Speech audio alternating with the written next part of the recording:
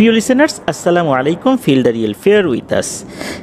দেশ ও দেশের বাইরে যে যেখান থেকে আফনান হরর ওয়ার্ল্ডের আজকের হরর নাইটের 85তম আয়োজনের সাথে যুক্ত হচ্ছেন বা পরবর্তীতে হবেন, সকলকে জানাচ্ছি শুভেচ্ছা ও ভালোবাসা। আশা করি সবাই ভালো আছেন, সুস্থ আছেন। প্রিয় লিসেনার্স, আজকে যার ঘটনা আপনাদের সাথে শেয়ার করব তার নাম সুজন। ওনার বাড়ি ময়মনসিংহ জেলার নান্দাইল উপজেলার আমোদাবাদ গ্রামে। ওনার ঘটনা এর আগে আমরা প্রচার করেছি। উনি একসাথে 3টি ঘটনা আমাদেরকে পাঠিয়েছেন। 3টি ঘটনাই আজকে আপনাদের সাথে শেয়ার করব। আশা করছি ঘটনা 3টি ভয়ের শিহরণ জাগাতে সক্ষম হবে ইনশাল্লাহ। ঘটনায় চলে যাব। যারা আমাদের সাথে যুক্ত হচ্ছেন বা পরবর্তীতে হবেন, অনুগ্রহ করে এই ভিডিও লাইক বাটনে প্রেস করতে ভুলবেন না, আর এই ভিডিও লিঙ্কটাও বেশি বেশি করে শেয়ার করে দেবার অনুরোধ করছি। আপনারাও আমাদেরকে ঘটনা পাঠাতে পারেন লিখে বা রেকর্ড করে। ঘটনা পাঠাতে হবে afnanthehorrorworldbd@gmail.com এই ইমেল অ্যাড্রেসে। ইমেল অ্যাড্রেসের স্পেলিংটা বলে দিচ্ছি, afnanthehorrorworldbd afnanthehorrorworldbd@gmail.com। ঘটনা কেমন লাগছে তা জানিয়ে ভিডিওর কমেন্ট সেকশনে কমেন্ট করতে পারেন। এছাড়া আমাদের ফেসবুক পেজ আর গ্রুপ তো রয়েছে আফনান দ্য হরর ওয়ার্ল্ড নামে, সেখানে গিয়েও আপনারা আপনাদের মতামত জানাতে পারেন। চলুন ঘটনায় চলে যাই। প্রথম যে ঘটনাটি, সেটি ঘটেছিল 2009 কি 10 সালের দিকে। এই ঘটনাটি মূলত এই সুজন ভাইয়ের খুবই পরিচিত এক বন্ধু বলি, প্রতিবেশী বলি, যেটাই বলি, তার পরিবারের সাথে ঘটেছিল। আর ঘটনাটি খুবই স্পর্শকাতর, বিশেষ করে ওই পরিবারের প্রেক্ষাপটে, যার কারণে এই ঘটনায় যেই নামগুলো আমরা ব্যবহার করব, এই নামগুলো ছদ্মনাম। এমনকি এই ঘটনায় যেই স্থানের নামগুলো রয়েছে, সেই স্থানের নামগুলো আমরা সঙ্গত কারণে বলতে পারবো না। তবে এতটুকু বলতে পারবো, সেটা ময়মনসিংহ বিভাগের কোনো একটি জেলা। এর বাইরে আমরা কোনো জায়গার নাম বলতে পারছি না। চলুন ঘটনায় চলে যাই। তো ওনার যে বন্ধু, সেই বন্ধুর এক চাচাতো বোন ছিল, বয়সে তার থেকে বড় ছিল। তো ওই সময়ে সেই চাচাতো বোনের বয়স ছিল 18 কি 19 বছর। তার যেহেতু বিয়ের বয়স হয়ে গিয়েছিল, যার কারণে পরিবার থেকে বিয়ে দেওয়ার জন্য সম্বন্ধর যে ব্যাপারগুলো, এগুলো চলমান ছিল। বিভিন্ন জায়গা থেকে পাত্রপক্ষ দেখতে আসতো। তবে সেই বড় আপুর বাবা, উনি একটু খুঁতখুঁতে স্বভাবের ছিলেন। তো বিশেষ করে নিজের মেয়ের বিয়ে হবে, ছেলে কেমন হবে, এই বিষয়টা নিয়ে আসলে উনি অন্য কারো দ্বারা ওইভাবে ইনফ্লুয়েসড হতেন না। ওনার নিজের কাছে কেমন লাগছে, ওনার নিজের বিবেচনা কী, সেটা নিয়ে উনি চিন্তাভাবনা করে ওনার মেয়ের মতামত নিতেন। ওনার মেয়ের পছন্দ কেমন, এসব কিছু একটা কম্বিনেশন করে উনি কাজ করার চেষ্টা করছিলেন, যার কারণে আসলে সব কিছু ব্যাটে বলে মিল ছিল না। অনেকে আসতো, দেখে চলে যেত, কিন্তু বিয়েটা একটু দেরিতে হয়ে যাচ্ছিল। তবে এটা নিয়ে পরিবারের কোনো সমস্যা ছিল না, ওই আপুরও ছিল না, আপুর বাবারও ছিল না, অন্য ভাই বোনদেরও ছিল না। ঠিকঠাক মতোই মোটামুটি উনিও লেখাপড়া করছিলেন, আর এর মধ্য দিয়ে তো পাত্রপক্ষ দেখতে আসছিলই। এর মধ্যে একটা ঘটনা ঘটে, সেটা হচ্ছে যে ওনাদের এক প্রতিবেশী, সেই প্রতিবেশী ওইখানে একজন ভদ্র মহিলা, বিশেষ করে প্রতিবেশী ভদ্র মহিলা, তার বয়স আবার ওই আপুর থেকে, ওই বড় আপুর থেকে প্রায় 22 থেকে 24 বছর বেশি। অর্থাৎ দুইজনের বয়সের ব্যবধান কিন্তু অনেক। কিন্তু এই প্রতিবেশী ভদ্রমহিলার সাথে ওই বড় আপুর খুব দোস্তি হয়ে যায়। এত বয়সের ব্যবধান থাকার পরও এইভাবে অন্তরঙ্গ সম্পর্ক থাকার কথা না। সাধারণত সমবয়সী যারা, তাদের সাথেই সম্পর্ক ভালো থাকবার কথা, কিন্তু এই দুইজনের মানে বন্ধুত্ব খুব গাঢ় হয়ে যায়। এখন এই বিষয়টা নিয়ে কেউ তো আর মাথা টাথা ঘামায় নাই। পরিবারের সদস্যরা চিন্তা করেছে যে উনি বয়সে বড়, ওনার সাথে সম্পর্ক যদি তার ভালো থাকে, বয়সে বড়, ভালো পরামর্শ দিতে পারবে, তো খারাপ কি? এটা নিয়ে ওনারা আসলে কেউ মাথা ঘামান নাই। হয় কি, এই যে যিনি বয়সে বড় ভদ্রমহিলা, ওনার হাজব্যান্ড আবার ঢাকাতে একটা চাকরি করত। দেখা যেত যে এই ভদ্রমহিলার হাজব্যান্ড যখনই বাসায় আসতেন, সপ্তাহে একবার বা 2 সপ্তাহে একবার যখনই বাসায় আসতেন, সারাক্ষণ ঝগড়াঝাটি, চিৎকার চেঁচামেচি শোনাই যেত। মানে তাদের দাম্পত্য কলহ চলছিল, এতটুকু বোঝা যাচ্ছিল। সবসময় তো অশান্তি হচ্ছে, মানে ওই ভদ্রমহিলার হাজব্যান্ড যখনই বাড়িতে আসে তখনই অশান্তি হতে থাকে। কোনো না কোনোভাবে ওই ভদ্রমহিলা তথ্য পান তার স্বামী ঢাকাতে অন্য একটা মেয়ের সাথে সম্পর্ক করেছে, পরকীয়া প্রেম চলছে। এই কথা যখন উনি জানতে পেরেছেন, স্বাভাবিকভাবেই মনে অনেক কষ্ট পেয়েছেন, কারণ তার সন্তানাদি আছে, কয়েকটা সন্তান। তার স্বামী এই বয়সে এসে যদি আর একটা সম্পর্ক করে, বিষয়টা তো আসলে কোনো মেয়ের পক্ষেই মেনে নেওয়ার কথা না। কারণ ওই সময়ে ওই ভদ্র মহিলার বয়স হয়ে গিয়েছিল 40+। সুতরাং উনি তো কোনোভাবে মেনে নেবেন না। কি করা যায়, স্বামীকে কিভাবে বশে আনা যায়, এরকম চিন্তা তার মাথার মধ্যে ঘুরতে থাকে। তো এই ভদ্রমহিলা গোপনে গোপনে বিভিন্ন কবিরাজ, ওঝা এদের কাছে ঘোরাফেরা করছিল। তাদের কাছ থেকে বিভিন্ন রকমের তদবির নিয়ে এসেছেন, তাবিজ কবজ নিয়ে এসেছেন, কোনোভাবেই কোনো কাজ হচ্ছে না। স্বামীকে আর কোনোভাবেই বশে আনতে পারেন না। এভাবে ঘুরতে ঘুরতে ঘুরতে ঘুরতে একবার এক তান্ত্রিকের কাছে উনি গিয়েছেন। বেশ মোটা অঙ্কের টাকার বিনিময়ে একটা বিশেষ তদবির নিয়ে এসেছেন। আর এই তদবিরটা অত্যন্ত ভয়ঙ্কর প্রকৃতির একটা তদবির। আর উনি যে এই কাজ করছেন, ওই ভদ্রমহিলা তো ওনার শ্বশুর বাড়িতে থাকতেন। ওনার শ্বশুর ছিল, শাশুড়ি ছিল, দেবর ছিল, ননদ ছিল। তো এনারা কিন্তু কেউ জানে না ঘটনাটা কি হচ্ছে। ওই ভদ্রমহিলা যখন এই একটা তদবির নিয়ে এসেছেন, এই তদবিরের বিষয়ে উনি সর্বপ্রথম জানান হচ্ছে ওই বড় আপুকে। তবে বড় আপুকে উনি পরিষ্কারভাবে কিছু বলেন নাই। উনি বলেছেন যে, দেখতেছো তো তোমার দুলাভাই কেমন আচরণ করে আমার সাথে, আবার তার সাথে আর একটা মেয়ের সম্পর্ক হয়ে গেছে, আমি তো আর মেনে নিতে পারতেছি না। বোন, তুমি আমার ধর্মের বোন, তুমি আমার একটা উপকার করো, আমার এই অশান্তি থেকে বাঁচাও, নাহলে এই সন্তানাদি নিয়ে আমি কোথায় যাব? আমি নিজে বিষ খাবো, বাচ্চাদেরকে বিষ খাওয়া মেরে ফেলবো। এইভাবেই মনে করেন যে অনেক ইমোশনাল কথাবার্তা বলে বলে যখন ওই বড় আপুকে মেন্টালি দুর্বল করে ফেলেছে, তখন বড় আপু বলছে যে, ঠিক আছে আপা, বলেন কি করতে হবে, আপনার জন্য যা যা করার দরকার যাতে আপনার উপকার হয় আমি করব। তখন ওই বড় আপু বলছে যে, আমি তো কবিরাজের কাছে গেছিলাম, কবিরাজ একটা তাবিজ দিয়েছে। এই তাবিজটা একটা পুরুষ লোকের কবরে পুঁতে রাখতে বলেছে, তবে এই কাজটা করতে হবে একজন অবিবাহিত মেয়েকে। তো আমি তো বিবাহিত, আমার কয়েকটা বাচ্চা কাচ্চা আছে, আমি তো বোন এটা পারবো না। আর এই বিষয়টা কাউকে বলা যাবে না, আমি তো এই বিষয়টা কাউকে বলতেও পারতেছি না, কারণ আমি তো শ্বশুরবাড়িতে আসি। এটা বললে তো আমার স্বামী জেনে যাবে, তখন তার একটা সমস্যা হবে। সুতরাং তুমি এই কাজটা করে দাও। এখন ওই বড় আপু গ্রামের সহজ সরল একজন মেয়ে, পরিতা তো পেঁয়াজ খোঁজ বোঝে না। উনি বলছেন যে ঠিক আছে, আমি এটা করে দিব। প্রথম দিকে অবশ্য এই কবরের ভিতরে গিয়ে তাবিজ গাঁটতে হবে, তাও আবার রাতের বেলা, পূর্ণিমা বা অমাবস্যার রাত্রে। এই বিষয়টা তো আসলে উনি প্রথম দিকে একটু ভয় পাচ্ছিলেন, সংকোচ করছিলেন। তখন আবার ওই ভদ্রমহিলা বলছেন যে, বোন তুমি ভয় পাইও না, আমি তোমার থেকে দূরে থাকবো, সাথে সাথেই যাব, তবে তুমি যখন কাজটা করবা তখন শুধু তুমি একা থাকবা, কাজ করে চলে আসবা, আমি তো দূরে দাঁড়াই থাকবো, কোনো সমস্যা নেই। শেষ পর্যন্ত ওই আপু রাজি হন।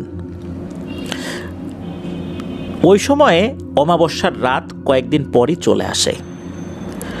তো ওনাদের বাড়ির থেকে একটু দূরে একটা কবরস্থানে গিয়ে এই কাজটি সম্পন্ন করতে হবে। ওইখানে আবার একটা বিশেষ ব্যাপার ছিল, বিশেষ করে ওই কবরস্থানে 38 কি 40 বছর বয়স্ক একজন লোক যক্ষা রোগে আক্রান্ত হয়ে মারা গিয়েছিল। উনি মারা যাবার পর ওই কবরের ওখান দিয়ে মানুষ যখন আসা যাওয়া করতো তখন অনেকেই নাকি ভয় পেয়েছে, অনেকেই নাকি ওই মৃত ব্যক্তিকে কাফন পরিহিত অবস্থায় ওই কবরের পাশেই বসে থাকতে দেখেছে। অনেক বছর নাকি এই ভয়ের ঘটনা ঘটেছে। আর এই তাবিজটা ওই কবরটাতেই গাঁটতে হবে নাকি, অর্থাৎ এমন কিছু তথ্য বলে দেওয়া হয়েছিল ওই ভদ্র মহিলাকে যে এমন একটা কবরে গাঁটতে হবে যে কিনা কোনো একটা রোগে ভুগে মারা গেছে, অ্যাক্সিডেন্ট করে মারা গেছে বা এরকম কিছু না, এমন একটা রোগ হয়েছিল, ওই রোগের ফলে সে ভুগতে ভুগতে মারা গেছে। ওই ভদ্র মহিলা চিন্তা করছে যে এটা কোথায় হতে পারে, কোথায় হতে পারে। তখন চিন্তা করছে, আরে এই তো কাছাকাছি একটা কবরস্থান আছে, একটা ভয়ঙ্কর ঘটনাও আছে একটা কবর নিয়ে, এ লোক তো যক্কা হয়ে মারা গেছিল। তখন উনি এই কবরটাকে ফিক্সড করেন। আর ওই কবরটা আবার ওই বড় আপু আগে থেকে চিনতেন, যেহেতু ওই কবরটা নিয়ে অনেক ধরনের কথা প্রচলিত ছিল। অমাবস্যার রাত্রে ওই ভদ্র মহিলা আর ওই বড় আপু দুজন ওই দিকটাতে যাওয়া শুরু করেছেন। তো কোনো ধরনের কোনো সমস্যা ছাড়াই ওই বড় আপু কবরের ঠিক মাঝ বরাবর, অর্থাৎ পেট বরাবর, একটা লাশের যে পেটের যে অংশটা, বুক থেকে একটু নিচে পেটের যে অংশটা থাকে, যেটা মনে হয় আর কি যে এই জায়গাটাতে তার পেটের অংশ, ঠিক ওই বরাবর কবরটা সামান্য একটু খুঁড়ে ওই তাবিজটা পুঁতে দিয়ে চলে আসেন। তো আসার সময় কোনো ধরনের কোনো সমস্যা হয় নাই। এরপর ওই ভদ্রমহিলা ওনার বাসায় চলে গেছেন, ওই বড় আপু ওনার বাসায় চলে আসছেন। কোনো ধরনের কোনো সমস্যা ওই সময় হয়নি, যাওয়ার সময় হয় নাই, আসার সময় হয়নি। তো ওই বড় আপু উনি যেটা করতেন সেটা হচ্ছে উনি ওনার দাদির সাথে ঘুমাতেন। আর ওনার যে ছোট ভাই, অর্থাৎ যিনি এই সুজন ভাইকে ঘটনা বলেছেন, তিনিও তার দাদির সাথে ঘুমাতেন, দাদি মাঝখানে ঘুমাতেন। ওর ছোটো ভাই তো খুব ছোট ছিল, উনি এক পাশে ঘুমাতেন, ওই বড় বউ এক পাশে ঘুমাতেন। 1 সপ্তাহের উপরে পার হয়ে গেছে, কোনো ধরনের কোনো সমস্যা হয়নি। মোটামুটি 10 দিনের মাথায় বা এরকম একটা সময়ে প্রতি রাত্রের মতোই যখন খাওয়া দাওয়া করে ঘুমিয়ে পড়েছেন সবাই, বড় আপুও শুয়ে পড়েছেন, তো ওই রাত্রে একটা অস্বাভাবিক ঘটনা ঘটে। বাড়ির সবাই গভীর ঘুমে তলিয়ে আছে। হঠাৎ ওই বড় আপু চিৎকার চেঁচামেচি শুরু করে দিয়েছে। এমনভাবে চিৎকার চেঁচামেচি উনি করছেন, মনে হচ্ছে মৃত্যু উনি চোখের সামনে দেখতে পাচ্ছেন। তার চোখ দুটো এত বড় বড় হয়ে গিয়েছিল, তার চেহারাটা এমন ভয়ঙ্কর হয়ে গিয়েছিল যে পাশে থাকা বৃদ্ধ দাদি উনি নিজেই ভয় পেয়ে গিয়েছেন। উনি নাতনিকে জড়িয়ে ধরেছেন, বলে, কিরে মা, কী হয়েছে, কী হয়েছে, এরকম করছিস কেন? এদিকে চিৎকার চেঁচামেচিতে অন্য ঘরে থাকা ওই বড় আপুর মা বাবাও উঠে পড়েছেন। শুধু যে বড় আপুর মা বাবা উঠে পড়েছেন তা না, আশেপাশে যারা প্রতিবেশী ছিলেন তারাও চলে আসছেন। এমন ভয়ঙ্কর আর্তনাদ ওই বড় আপু শুরু করেছিলেন। যখন পাড়া প্রতিবেশীরাও এসেছেন, তারা শুনলেন যে এই বড় আপু স্বপ্নে ভয়ের কিছু দেখেছেন। তখন তারা আবার বলছে, যারা ধুর, এটা কি কিছু হইল? স্বপ্ন দেখে কেউ এরকমভাবে চিৎকার চেঁচামেচি করে নাকি? এত বড় একটা মেয়ে, এত বড় হয়ে গেছে, কদিন পরে বিয়ে হয়ে যাবে, স্বপ্নে দেখে এরকম রাত বিরেতে চিৎকার চেঁচামেচি শুরু করছে। তো এরকম তারা বলতে বলতে চলে যায়। এদিকে বড় আপুকে তার মা বাবাও ধমক দিচ্ছে যে, এই তুই কিরি, স্বপ্ন দেখে কেউ এভাবে চিৎকার চেঁচামেচি করে, যা ঘুমা। তো এইভাবে বলে ওনারাও চলে যান। এই যে ব্যাপারটা, এই ব্যাপারটা আসলে কি ছিল? পরদিন সকালবেলা বড় আপু তার মায়ের কাছে বর্ণনা করতে থাকেন যে বিষয়টা কি। এমনিতে ওই বড় আপু স্বপ্নের ব্যাপারগুলো আসলে ওইভাবে মনে রাখতে পারতেন না, দেখতেন, ভুলে যেতেন। কিন্তু এই স্বপ্নটা ছিল একদম নিখুঁত, প্রত্যেকটা বিষয় ওনার মনে রয়েছে। এমনকি স্বপ্ন দেখার সময় আশেপাশের পরিবেশ পরিস্থিতি কেমন ছিল সব কিছুই ওনার কাছে জীবন্ত ছিল।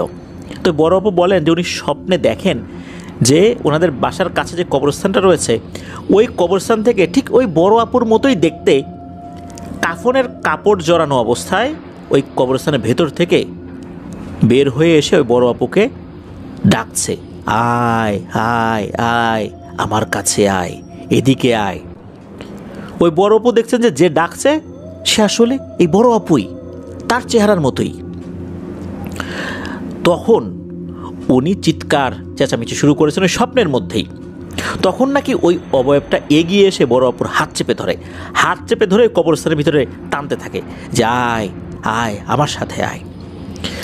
তখন বড় আপু উনি যে চিৎকার করছিলেন, এরপর তো আশেপাশের লোকজন বুঝতে পেরেছেন কী হয়েছে। উনি কিন্তু ঘুমের ভেতরেই চিৎকার করছিলেন, একটা পরে ঘুম ভেঙে যায়, ঘুম ভাঙা অবস্থাতেও উনি ওরকম চিৎকার করছিলেন।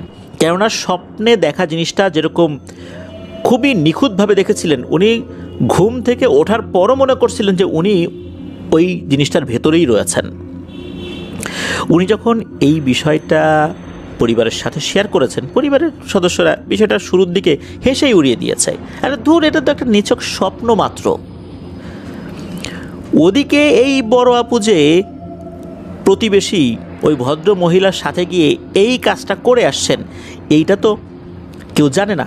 কারণ হচ্ছে প্রতিবেশী ওই ভদ্র মহিলা বড় আপুকে বলেছেন যে বোন রে, তুমি কিন্তু এটা কাউকে বইলো না। উনিও কসম কেটেছেন কাউকে বলবেন না, সুতরাং এই বিষয়টা উনি বলেনও নাই। এদিকে এই স্বপ্নটা উনি কয়েকদিন পরপরই দেখছিলেন। যখনই দেখতেন তখনই নাকি এরকম আচরণ করতেন। এরকম সমস্যা যখন বেশ কয়েক রাত হলো, এরপর ওই বড় আপুর মা বাবা উনি বড় আপুকে পরামর্শ দিলেন যে মারে তুই যে এখন এরকম চিৎকার চেঁচামেচি করতেছিস, আশেপাশের লোকজন ওরা কি মনে করবে?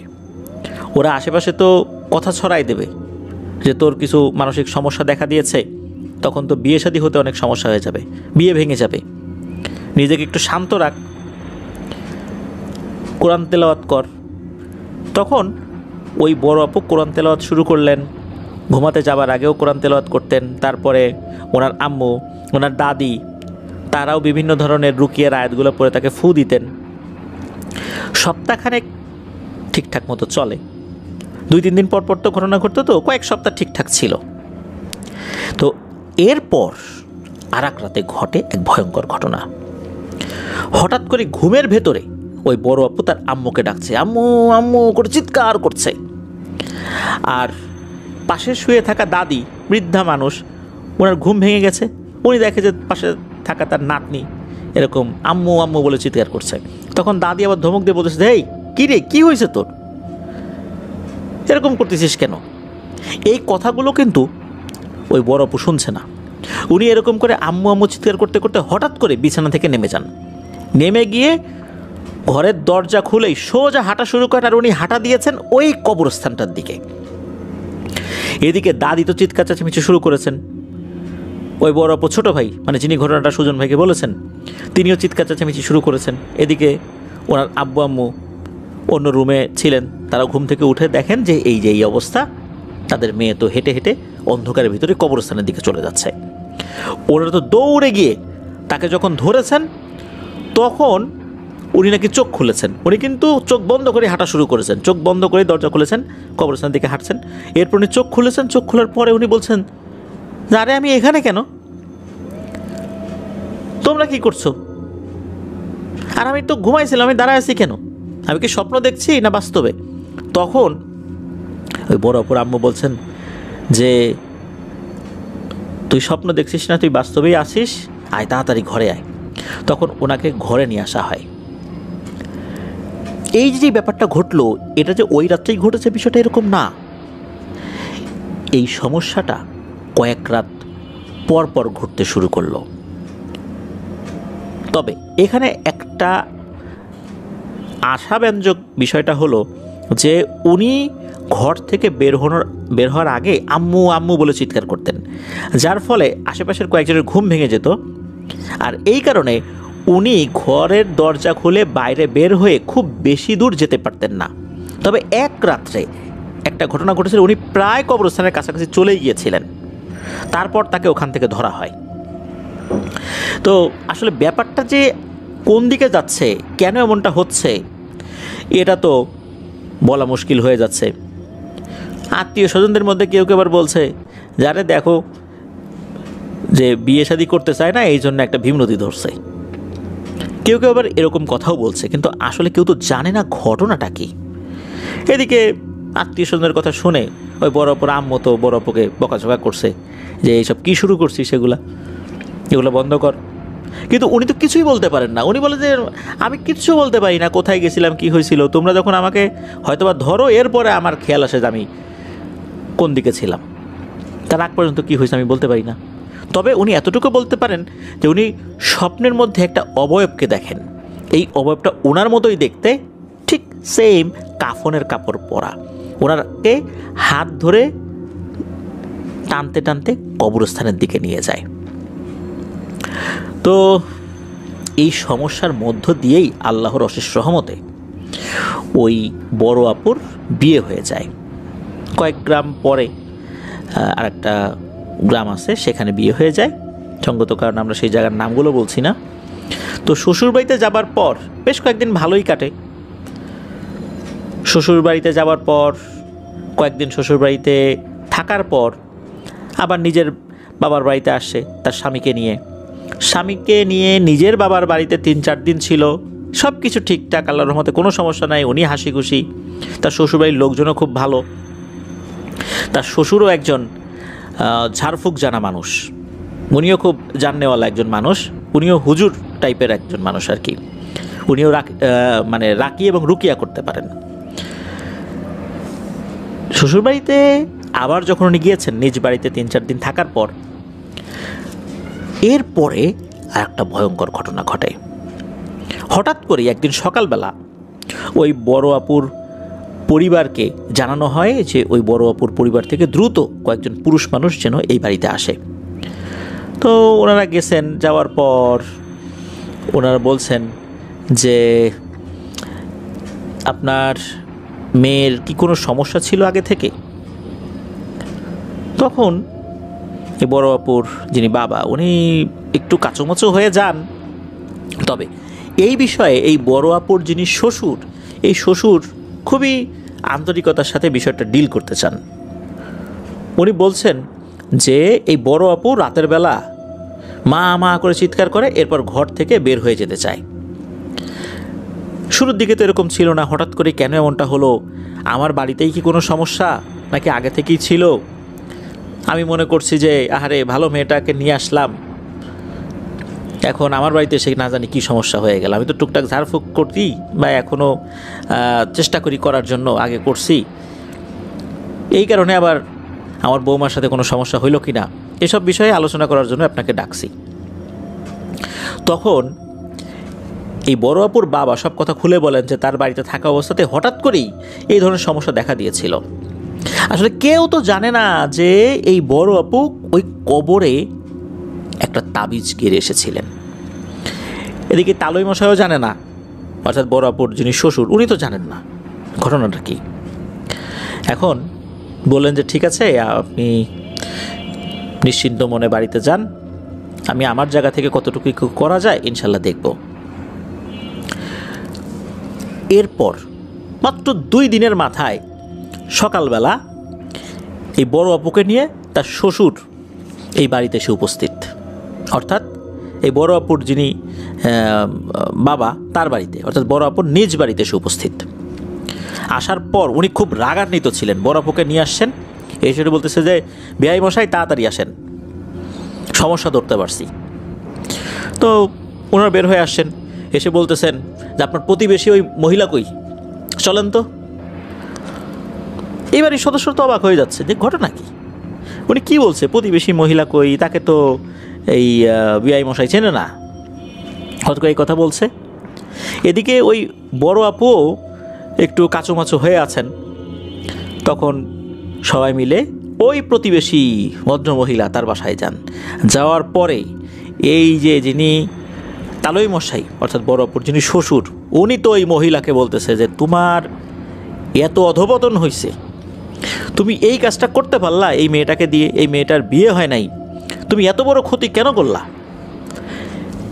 সে এমন ভাব নিচ্ছে, মানে ওই ভদ্রমহিলা এমন ভাব নিচ্ছে উনি যেন কিচ্ছুটা জানে না। বলেন না তো আমি এসব কিছুই জানি না, এটা সেটা বলতেছে।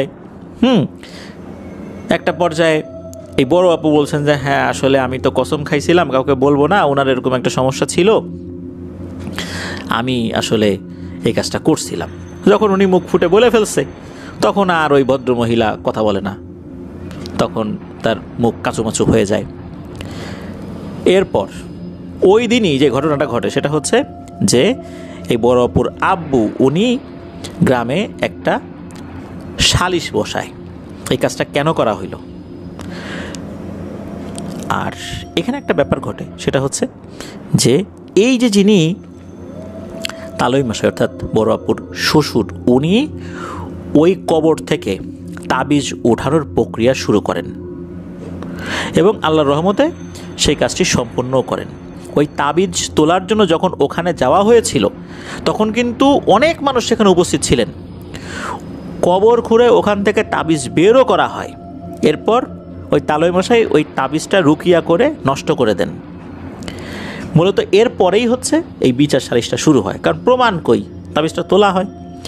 এরপর তো দেখা যাচ্ছে যে অনেকেই বলতেছে যে অযথা এই বাড়ির বউকে অপবাদ দেওয়ার জন্য তোমরা এরকম একটা নাটক সাজাইছো, হয়তোবা আগে থেকে কবরের মধ্যে তাবিজ গেড়ে রেখে এসে এরকম একটা নাটক করা হচ্ছে, মানে এরকম কথা ওই পরিবার থেকে বলা হচ্ছে। এদিকে সালিশে যিনি বিচার করছিলেন সে এর আগেও টাকা পয়সা খেয়ে, যেই পক্ষ থেকে টাকা খেয়েছে তার পক্ষে উনি রায় দিয়েছেন, এই ধরনের মানে তার রেকর্ড আগে থেকেই আছে। কিন্তু হঠাৎ করে হয় কি, ওই সালিশের মধ্যে তার আচরণ অন্যরকম হয়ে যায়। এমনিতে তো উনি টাকা পয়সা খেয়ে উল্টাপাল্টা কাজ করতেন, কিন্তু হঠাৎ করে তার আচরণটা অস্বাভাবিক হয়ে যায়। অস্বাভাবিক হয়ে উনি মোটেই বিচারক সুলভ আচরণ করেন নাই। উনি এই বড় আপুর উপর ক্ষিপ্ত হন, বড় আপুর মা বাবার উপর ক্ষিপ্ত হন, অনেক আকথাকু কথা বলেন, গালিগালাজ শুরু করেন। হঠাৎ করে ওনার এই ধরনের আচরণ কেউ প্রত্যাশা করেনি।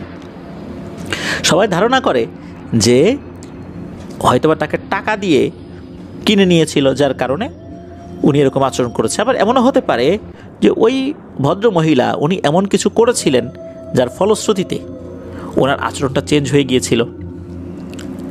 তো আল্লাহর অশেষ রহমতে আলহামদুলিল্লাহ এরপর থেকে বড় আপুর সাথে আর সমস্যা হয়নি। আর ওই যে যিনি ভদ্র মহিলা, তার বিষয়ে আমরা আর কোনো তথ্য দিতে পারছি না, কারণ এর থেকে যদি আমরা একটু বেশি তথ্য দিই তাহলে এই বিষয়টা আরও বেশি করে জানাজানি হয়ে যাবে।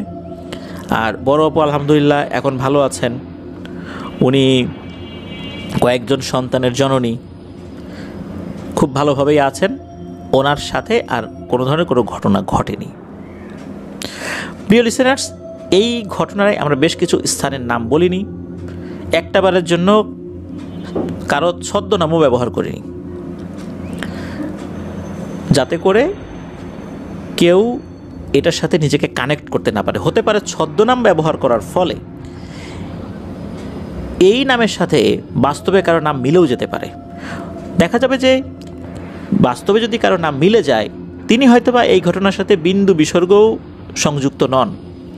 এটা শোনার পর তাকেও মানুষ সন্দেহ করতে পারে, এই ধরনের ভুল বোঝাবুঝি হতেই পারে, যার কারণে আমরা এখানে ভদ্রমহিলা, বড় আপু এইভাবে বলেই সম্বোধন করেছি। প্রিয় লিসেনার্স, এই ঘটনা সম্পর্কে আমার ছোট্ট কয়েকটি পরামর্শ দেবার রয়েছে।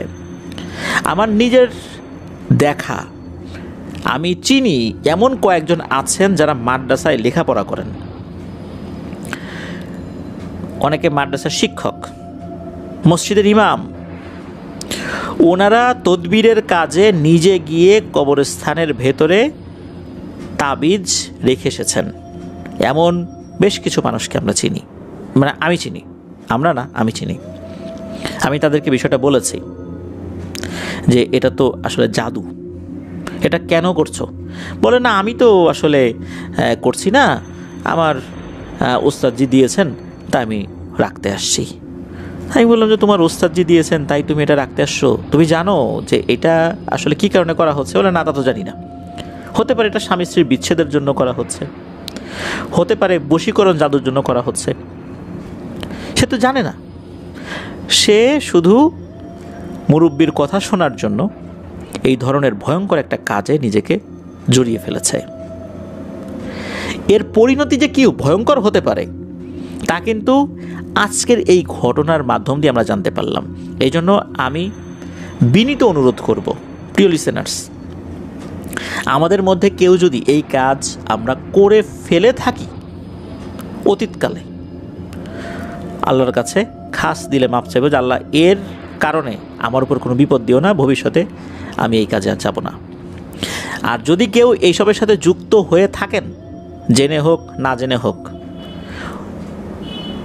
অবশ্যই এই কাজ থেকে বিরত থাকতেই হবে,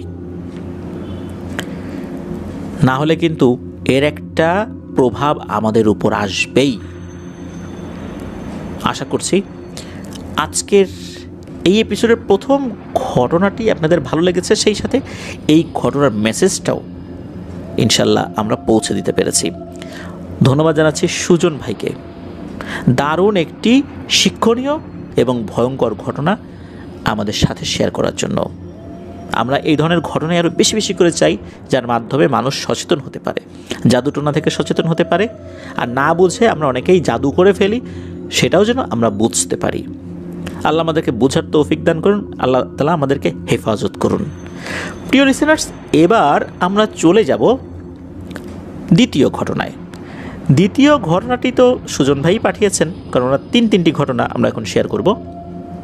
তো এই ঘটনাটা উনি শুনেছেন ওনার কাছের এক বড় ভাইয়ের কাছ থেকে। সেই বড় ভাইয়ের নাম হচ্ছে আব্দুল্লাহ। তবে ঘটনার নির্দিষ্ট আসলে সালটা ওভাবে বলতে পারেন নাই, আর নির্দিষ্ট কোন জায়গায় ঘটেছে এই বিষয়টা বলাটাও মুশকিল হয়ে গেছে। তবে ঘটনার যেই আশেপাশের যে বিষয়গুলো বোঝা যায় সেটি অনুযায়ী শনাক্ত করা যায় যে এটা ময়মনসিংহ মেডিকেলে হয়েছে। এই ঘটনাটি বলতে গেলে প্রথমে এই ঘটনার যিনি মেইন ক্যারেক্টার তার সম্পর্কে যদি কিছুটা না বলা হয় ধারাবাহিকভাবে, তাহলে কিন্তু হঠাৎ করে বোঝা মুশকিল হয়ে যাবে। এই ঘটনাটি মূলত যাকে কেন্দ্র করে, উনি একজন ভ্যান চালক ছিলেন। উনি কোনো সাধারণ ভ্যান চালক ছিলেন না। কেন সাধারণ ভ্যান চালক ছিলেন না তা আমরা ঘটনার ভিতরে ঢুকলেই বুঝতে পারবো। তো এই ভ্যান চালকের নাম হচ্ছে ফয়েজ উদ্দিন। এটা কোনো ছদ্মনাম না, এটা আসল নামই। এই ফয়েজ উদ্দিন এমন একটা ক্যারেক্টারের মানুষ ছিলেন যে সমাজের মানুষরা তাকে বিন্দু বিসর্গও সম্মান করতো না, সবাই তাকে তুচ্ছ তাচ্ছিল্য করত। কারণ উনি 24 ঘন্টার মধ্যে 22 ঘন্টাই নেশায় আসক্ত থাকতেন। ঘুমাতে যাবার সময় উনি নেশা করে ঘুমাতেন, ঘুম থেকে উঠেও নেশা করতেন, এমন একটা অবস্থা। শুধু যতক্ষণ সময় উনি ঘুমিয়ে থাকতেন ওই সময়টাই উনি নেশা গ্রহণ করতেন না, কিন্তু ওই সময় তাকে ঘুম থেকে জাগালেও উনি যে নেশাগ্রস্ত এটা বোঝা যেত। এই ফয়েজ উদ্দিন উনি কিন্তু এরকম ভ্যান শুরুতে চালাতেন না। ওনার বাড়িঘরের অবস্থাও ছিল খুবই ভালো, সুন্দর ছিমছাম গোছানো সংসার ছিল, স্ত্রী ছেলে মেয়ে সবই ছিল। তবে তার এই নেশাগ্রস্ত হওয়ার কারণে, এই বদ খাসলতের কারণে সবাই তাকে ছেড়ে চলে গেছে। ফয়েজ উদ্দিন শুধু যে নেশা করতে তা না, বিভিন্ন অপকর্মের সাথেও সে লিপ্ত ছিল। জুয়া খেলা, তারপর ঘরে স্ত্রী রেখে বাইরে খারাপ মহিলাদের সাথে মেলামেশা করা, হেন কোনো অপকর্ম নাই যা এই ফয়েজ উদ্দিন করতো না। আমরা এই বিষয়গুলো কেন বলছি? মানুষকে সতর্ক করার জন্য, কারণ এই বিষয়গুলো আসলে আমাদের জন্য শিক্ষণীয় বটে। এই জন্য এই বিষয়গুলো আমরা সেভাবেই তুলে ধরার চেষ্টা করছি। ওনাকে সঠিক পথে ফিরিয়ে আনার জন্য অনেকভাবে চেষ্টা করা হয়েছে, পরিবার থেকেও চেষ্টা করেছে, কিন্তু না, উনি শোধরাতেন না। কয়েকদিন ভালো থাকতেন, এরপরে যা তাই। অনেক সময় উনি কিরা কসম কেটেছেন সন্তানদের মাথায় হাত রেখে, কিন্তু শেষ পর্যন্ত উনি ওনার এই প্রতিজ্ঞা ধরে রাখতে পারেন নাই। নেশাগ্রস্ত হওয়ার কারণে আর জুয়া খেলায় অভ্যস্ত হওয়ার কারণে ওনার বিশাল সহায় সম্পত্তি বিক্রি করতে করতে করতে করতে একটা পর্যায়ে ভিটা মাটিয়েও সব কিছু বিক্রি করে দেন। তারপর তার পরিবার যাবে কোথায়? পরিবার তাকে ছেড়ে চলে যায়। তারা ঢাকা শহরের কোথাও নাকি চলে আসে। এরপর অবশ্য ফয়েজ উদ্দিন অনেকবার তার পরিবারকে খুঁজেছে, কিন্তু কোথাও খুঁজে পায়নি। কেননা পরিবার থেকে আসলে তার সাথে যোগাযোগ করার কোনো ধরনের চেষ্টা করা হয়নি। আর তারা এমন জায়গায় হয়তোবা ছিলেন, ইচ্ছা করেই তারা যোগাযোগ করার কোনো ধরনের কোনো ওয়েই রাখেন নাই, ফয়েজউদ্দিন যাতে কোনোভাবেই তাদেরকে খুঁজে না পায়। মানে ইচ্ছাকৃতভাবেই তারা হারিয়েছিলেন আর কি, যার কারণে ফয়েজউদ্দিন খুঁজে পান নাই। আর ওই সময় মোবাইল ফোনের ব্যবহার এরকম ছিল না। এখন তো ফেসবুকে অনেক কিছুই আমরা দেখতে পারি, মুহূর্তের মধ্যে ভাইরাল হয়ে যায়। তখন তো এরকম আর ছিল না। তো উনি ওনার জায়গা থেকে খোঁজ করেছেন। একটা পর্যায়ে এসে এই ফয়েজউদ্দিন উনি গভীর অনুশোচনায় ভুগতে থাকেন, নিজের ভুলগুলো শুধরে নেওয়ার চেষ্টা করেন। সম্পত্তি তো নাই কিছু, জুয়া খেলার নেশা থাকলেও তো আর জুয়া খেলতে পারছেন না। আর এই যে নেশা জাতীয় দ্রব্য গ্রহণ করা, এই জিনিসটা তো ওনার রক্তে একদম মিশে গেছে। নেশার যেই একটা আগ্রহ শরীরের মধ্যে জেগে ওঠে যখন, তখন তো ওনার হুঁশ থাকে না। এর কাছে ওর কাছে 1 টাকা 2 টাকা 3 টাকা এরকম চান, এইভাবে টাকা গুছিয়ে আবার নেশা পানি করতে থাকেন আর কি। আর উনি যে কাজটি করতেন, উনি ময়লার স্তূপের উপরে 2 দিন 3 দিন একরকমভাবে শুয়ে থাকতেন, মনে হতো যে উনি মারা গেছেন। অনেকেই ভাবতো যে উনি হয়তোবা মারা গেছেন, এই ময়লার স্তূপের উপর পড়ে আছেন।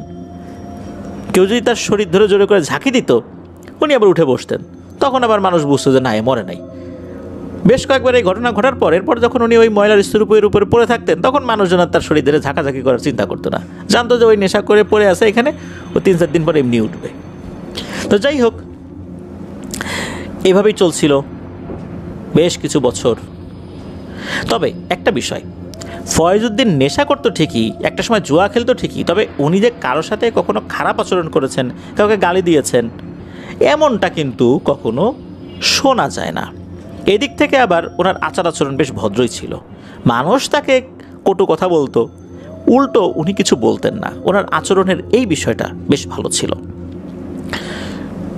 একটা সময় মানুষজন তাকে ওই 1 টাকা 2 টাকা ভিক্ষাও দিত না, কারণ সবাই জানতো যে একে দয়া করে যে টাকা দেই, এ তো আর ভাত তরকারি কিনে খায় না, সে ওই নেশা জাতীয় দ্রব্যই কিনে খাবে। এই জন্য মানুষজন তাকে আর টাকা পয়সা দিত না। এখন নেশা জাতীয় দ্রব্য না খাক, ক্ষুধা তো লাগে, ক্ষুধা তো আর থেমে থাকবে না, তাই না? মানুষজন যখন বুঝতে পারলো যে সে টাকা পয়সা দিয়ে শুধু নেশা জাতীয় দ্রব্যই কিনে খায়, এরপর তাকে খাবারের জন্য কেউ টাকা দিত না। একটা মানুষ অভুক্ত থাকতে থাকতে যখন ক্ষুধা চরম সীমানায় পৌঁছে যায়, তখন কিন্তু তার হিতাহিত জ্ঞান আর থাকে না। সে খাবার চুরি করে খাওয়া শুরু করলো। ক্ষুধার যন্ত্রণায় একবার এক মিষ্টির দোকানে বসে মিষ্টি খাওয়া শুরু করলো। মুহূর্তের মধ্যে অনেকগুলো মিষ্টি সে খেয়ে ফেলে। এখন দোকানদার কি করবে? দোকানদার চরম লেভেলের বিরক্ত হয়, সে ধরে মারধর শুরু করে, লোকজনকে ডাকে, লোকজন এসেও তাকে বেধড়ক পেটাতে শুরু করে। ওই সময়ে আর একজন ব্যক্তি, উনি এটা দেখে খুব মায়াবোধ করেন ফয়েজউদ্দিনের উপরে। উনি তাকে ওখান থেকে উদ্ধার করেন, বলেন যে আমি একে উদ্ধার করে থানায় দিয়ে আসি। এই রাস্তায় ঘুরে অযথা মানুষকে বিরক্ত করে, জেলখানায় থাকলে তো সরকারি হাওয়া বাতাস খায় যদি একটু স্বাভাবিক হয়, এই চিন্তা করে উনি তাকে থানায় নিয়ে গেছেন। এখন থানায় নিয়ে যাবার পর ওখানে থাকা দায়িত্বরত পুলিশ বলছেন যে কিরে বেটা, চুরি করিস কেন? এখন ফয়েজউদ্দিন আসলে তেমন কিছু বলতে পারে না। পুলিশও দেখে যে আসলে এ আসলে অস্বাভাবিক, এ সুস্থ স্বাভাবিক কোনো লোক না। একে ধরে নিয়ে জেল হাজতে ভরে মামলা দিয়ে জেলে পাঠাবো, এর মামলা চালাবে কে? আর এ তো স্বাভাবিক কেউ না, তার মাথায় সমস্যা আছে। পাগল ব্যক্তির নিয়ে উনি মামলা যে আগাবেন, এটা তো পসিবল না। তখন ওই পুলিশ অফিসার কি করেছেন, লাঠি দিয়ে 2-3টা আঘাত করে বলছে যে যা বাড়ি যা, আর কখনো চুরি করবি না। তো যেই সাব ইন্সপেক্টর এই কাজটি করেছিলেন, তার নাম সাব ইন্সপেক্টর কামরুজ্জামান। এদিকে হয় কি, এই কামরুজ্জামান সাহেব ভেবেছিলেন উনি হয়তো ওই 2-4টা বাড়ি দিয়েছেন, ফয়জুদ্দিন চলে যাবে। ফয়জুদ্দিনের শরীর অবস্থা আসলে এতটাই খারাপ হয়ে গিয়েছে, গণপিটুনি খেয়েছে, আবার ক্ষুধায় কাতর, উনি আর কোথাও যেতে পারেন নাই, ওই থানার বারান্দাতে শুয়ে আছে। এখন থানার বারান্দায় শুয়ে আছে, তার শরীরে শক্তি নাই, অসুস্থ, সারা রাত থানার বাইরে শুয়েছিল। একজন কনস্টেবল এসে তাকে কিছু খাবার টাবার দেয়, কিছু মেডিসিন দেয়, শরীরের বিভিন্ন জায়গায় ক্ষত ছিল। তো ওই 2-3 দিন যাবৎ থানার ভিতরেই সে ছিল। ওই পুলিশ সদস্যরা যে খাবারগুলো খায়, তারা মেসে রান্না করে, কিছু খাবার বেঁচে যায়, ওই বেঁচে যাওয়া খাবারের অংশ বিশেষ খেয়েই সে বেঁচেছিল। এই ফয়েজউদ্দিনকে দেখে সাব ইন্সপেক্টর কামরুজ্জামানের খুব মায়া হয়। কেন জানি মনে হলো যে এই ছেলেটা আসলে এরকম হয়ে গেল, দেখি একে দিয়ে অন্য কোনো কাজ করানো যায় কি না। এই সাব ইন্সপেক্টর কামরুজ্জামানের সহানুভূতির কারণে একটা বিশেষ কাজও পেয়ে যায় ফয়েজউদ্দিন।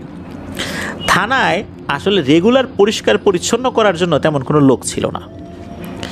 এই ফয়েজউদ্দিন সাহেবকে ওই কাজে নিযুক্ত করা হয়। ওই সময় আসলে ওই থানার রেগুলার কোনো অফিসার ইনচার্জ অর্থাৎ ওসি সাহেব ছিলেন না। ওই সময়ে দেখা যেত যে কোনো কোনো থানায় দারোগাকে বা সাব ইন্সপেক্টরকেই ওই ওসির দায়িত্ব পালন করতে হতো। আমরা যতটুকু বুঝতে পারছি এইটা 1975-76 বা 80 সালের আগের ঘটনা হবে, তো তখনকার হিসাব নিকাশ তো আলাদা, এখনকার প্রেক্ষাপটের সাথে ওই সময় প্রেক্ষাপট আসলে মেলানো যাবে না। তো তখন সিনিয়র লেভেলের অফিসার পাওয়াটাও কষ্ট হয়ে যেত, তখন তো পুলিশে লোকবল যথেষ্ট সংকট ছিল।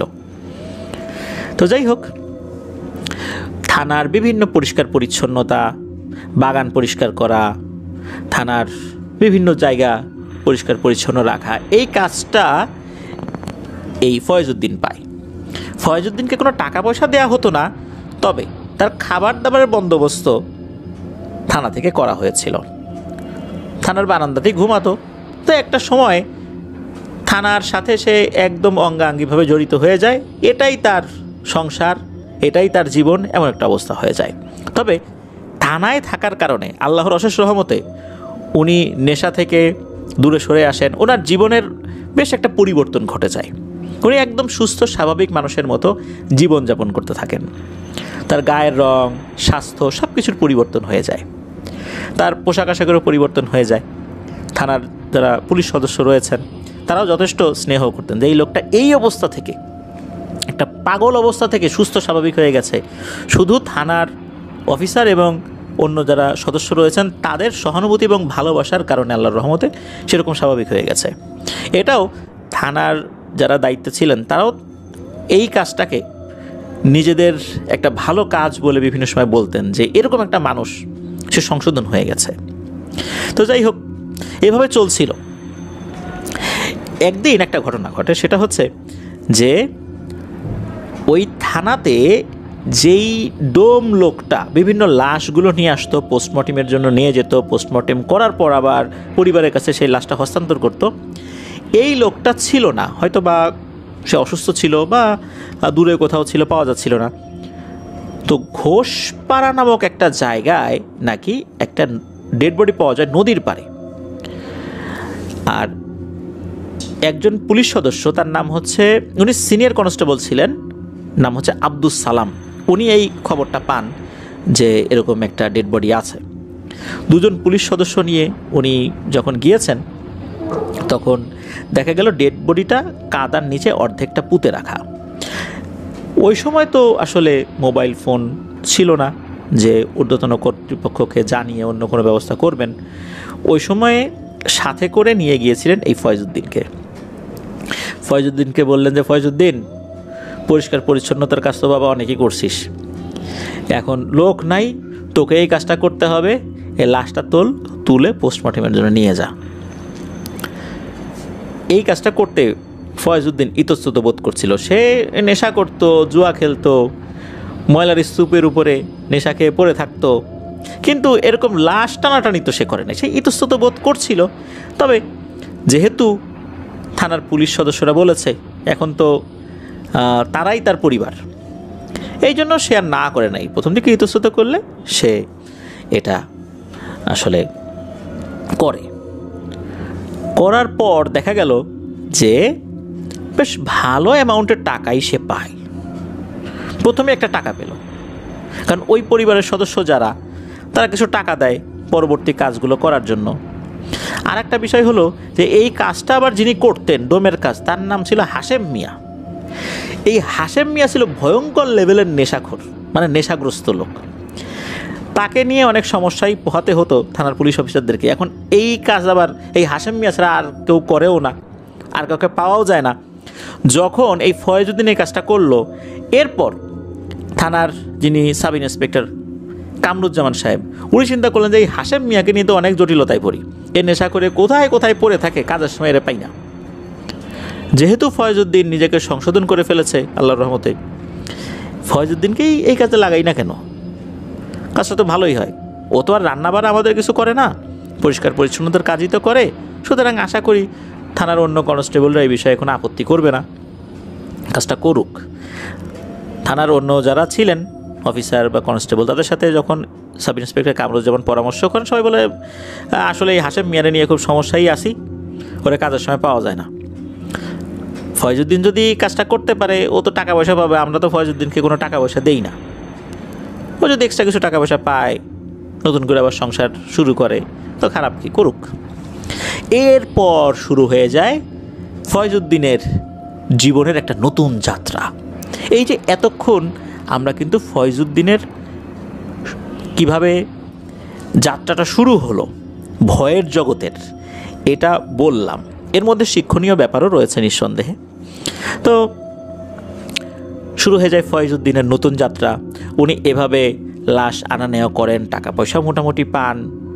তখন কিন্তু এই যে লাশের যেই একটা ব্যাগ, আমরা এখন যেটা দেখি ডেড বডি রাখার জন্য একটা ব্যাগ থাকে, তখন কিন্তু এরকম ছিল না। ওই যে বাঁশের চাটাই বা কোনো একটা পাটির সাথে মোড়ানো হতো, এইভাবে আনা নেওয়া করা হতো লাশ। তো যাই হোক, চলছে এইভাবে বেওয়ারিশ লাশ টানা।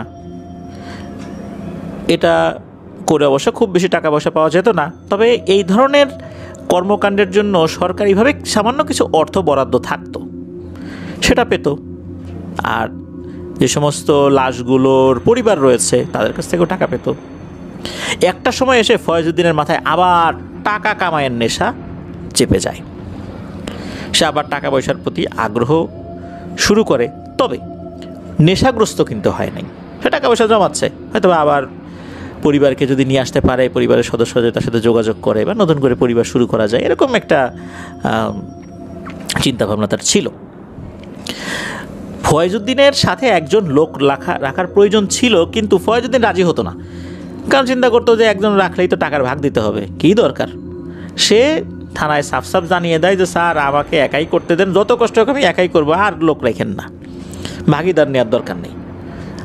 আমি যতটুকু পরিশ্রম করি শুধু ইনসাফ করে আমাকে পারিশ্রমিক দিলেই হবে, যদি নাও দেন আমার আপত্তি নেই। তার এই কথাগুলো থানায় থাকা সবাই পছন্দ করে, সেই কাজগুলো করছিল। সময় যাচ্ছিল, শুরুর দিকে কোনো ধরনের কোনো ভয়ঙ্কর ঘটনা ঘটেনি।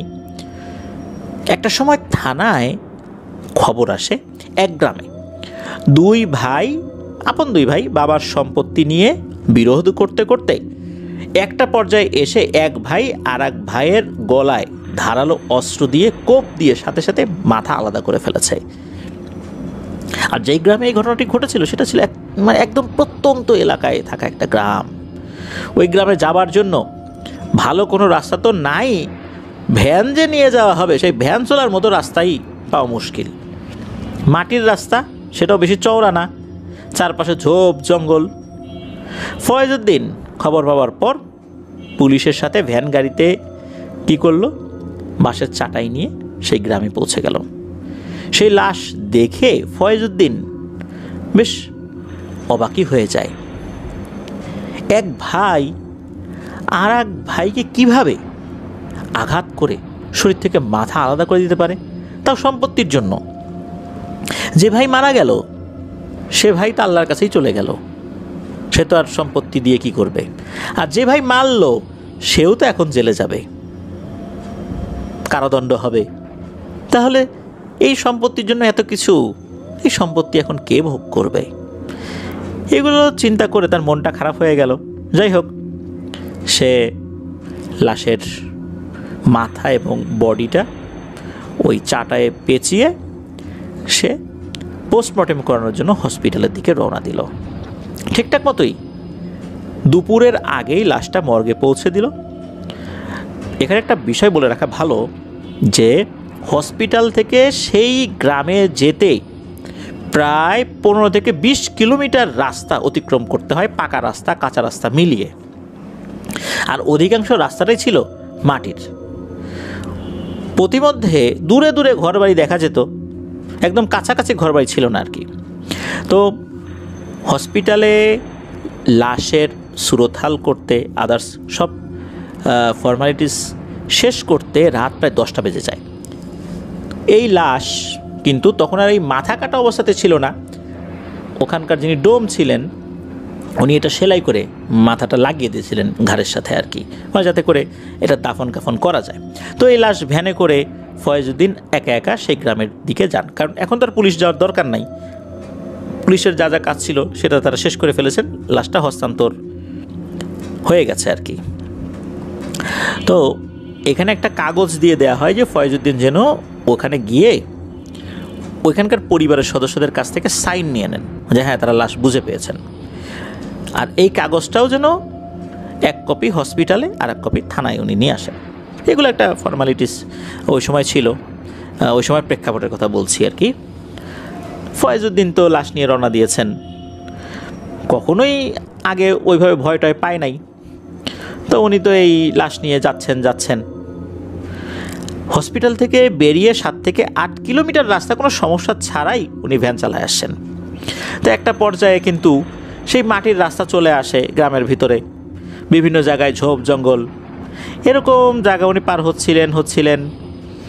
তো একটা ঝোপ জঙ্গল পার হয়ে বেশ কিছুটা পথ যান, কয়েক কিলোমিটার যাওয়ার পর আর একটা ঝোপ জঙ্গল আসে, এইভাবে আর কি। তো একটা ঝোপ জঙ্গলের ভিতরে উনি যখন ঢুকেছেন, হঠাৎ করে উনি দেখলেন যে তুমুল ঝড় শুরু হয়েছে ওই ঝোপ জঙ্গলের ভিতরে, কিন্তু এক ফোঁটা বাতাসও ওনার গায়ে লাগছে না। ওই সময় ফয়েজউদ্দিন একটা ভয়ঙ্কর বিষয় খেয়াল করেন। উনি দেখেন তার ভ্যানের সামনে 4টা বড় আকৃতির কুকুর দাঁড়িয়ে আছে। স্বাভাবিক যে কুকুরের আকার আকৃতি সাইজ, তার থেকে এইটা প্রায় 2-3 গুণ বড়। এই কুকুরগুলো রাস্তার উপর এমনভাবে দাঁড়িয়ে আছে যে পুরো রাস্তাটাই অবরোধ করে দাঁড়িয়ে আছে। কুকুরগুলো দেখে ফয়েজউদ্দিনের ভয় লাগলো, তবে সেটা কোনো ভূতের ভয় না। ফয়েজউদ্দিন ভেবেছে যে এই ভ্যানের উপরে একটা লাশ, এই লাশটা পরিবারের কাছে হস্তান্তর করতে হবে। তার কাছে কাগজ রয়েছে, এই কাগজে সাইন দেবে বা টিপসই দেবে ওই পরিবারের লোক। সেই কাগজ একটা হসপিটালে দিতে বা থানায় নিয়ে যেতে হবে। এই লাশটা বুঝে পাওয়ার পরই তো সেই পরিবার সেখানে সাইন করবে বা টিপসই দেবে। আমি যদি এখন এই লাশটা বুঝাই দিতে না পারি, তাহলে আমি কি এই কাগজটা সাইন ছাড়া নিয়ে যেতে পারবো? বিশ্বাস করে আমাকে পাঠাই দিছে একা একা পুলিশ ছাড়া, আমি কি বিশ্বাসের মর্যাদা রক্ষা করতে পারবো? পরিবারের সদস্যরা লাশ দাফন করার জন্য অপেক্ষা করতেছে, তাদের কাছেই আমি কী জবাব দেব? এই কুকুরগুলা এসে যদি এখন লাশ খাওয়া শুরু করে। তো উনি কিন্তু এই কুকুরগুলোকে ভূত প্রেত কিছু মনে করেন নাই। উনি ওই ভ্যান থেকে নেমে হুস হুস শব্দ করছে যেন কুকুরগুলো চলে যায়, কিন্তু কুকুরগুলো যায় না। চোখ আরও বড় করে ওই ফয়েজউদ্দিন সাহেবের দিকে তাকিয়ে মানে গোংড়াতে থাকে।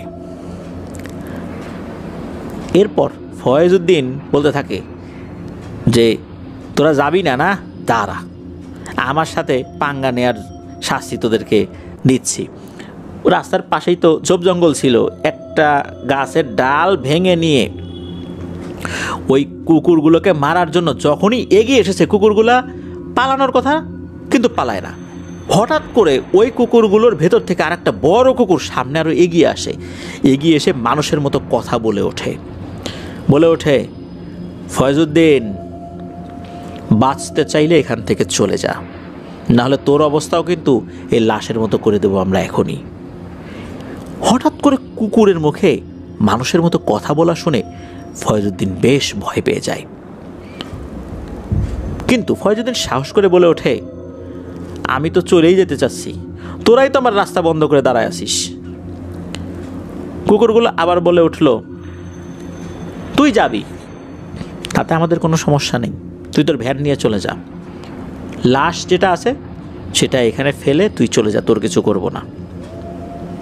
তখন ফয়েজউদ্দিন বলে ওঠে, না, এটা সম্ভব না, আমার দায়িত্ব আছে, আমি আমার দায়িত্ব থেকে পিছপা হব না। জীবনে বহুত দায়িত্ব ছিল যেগুলো করি নাই দেখে আজকে আমার এই পরিণতি।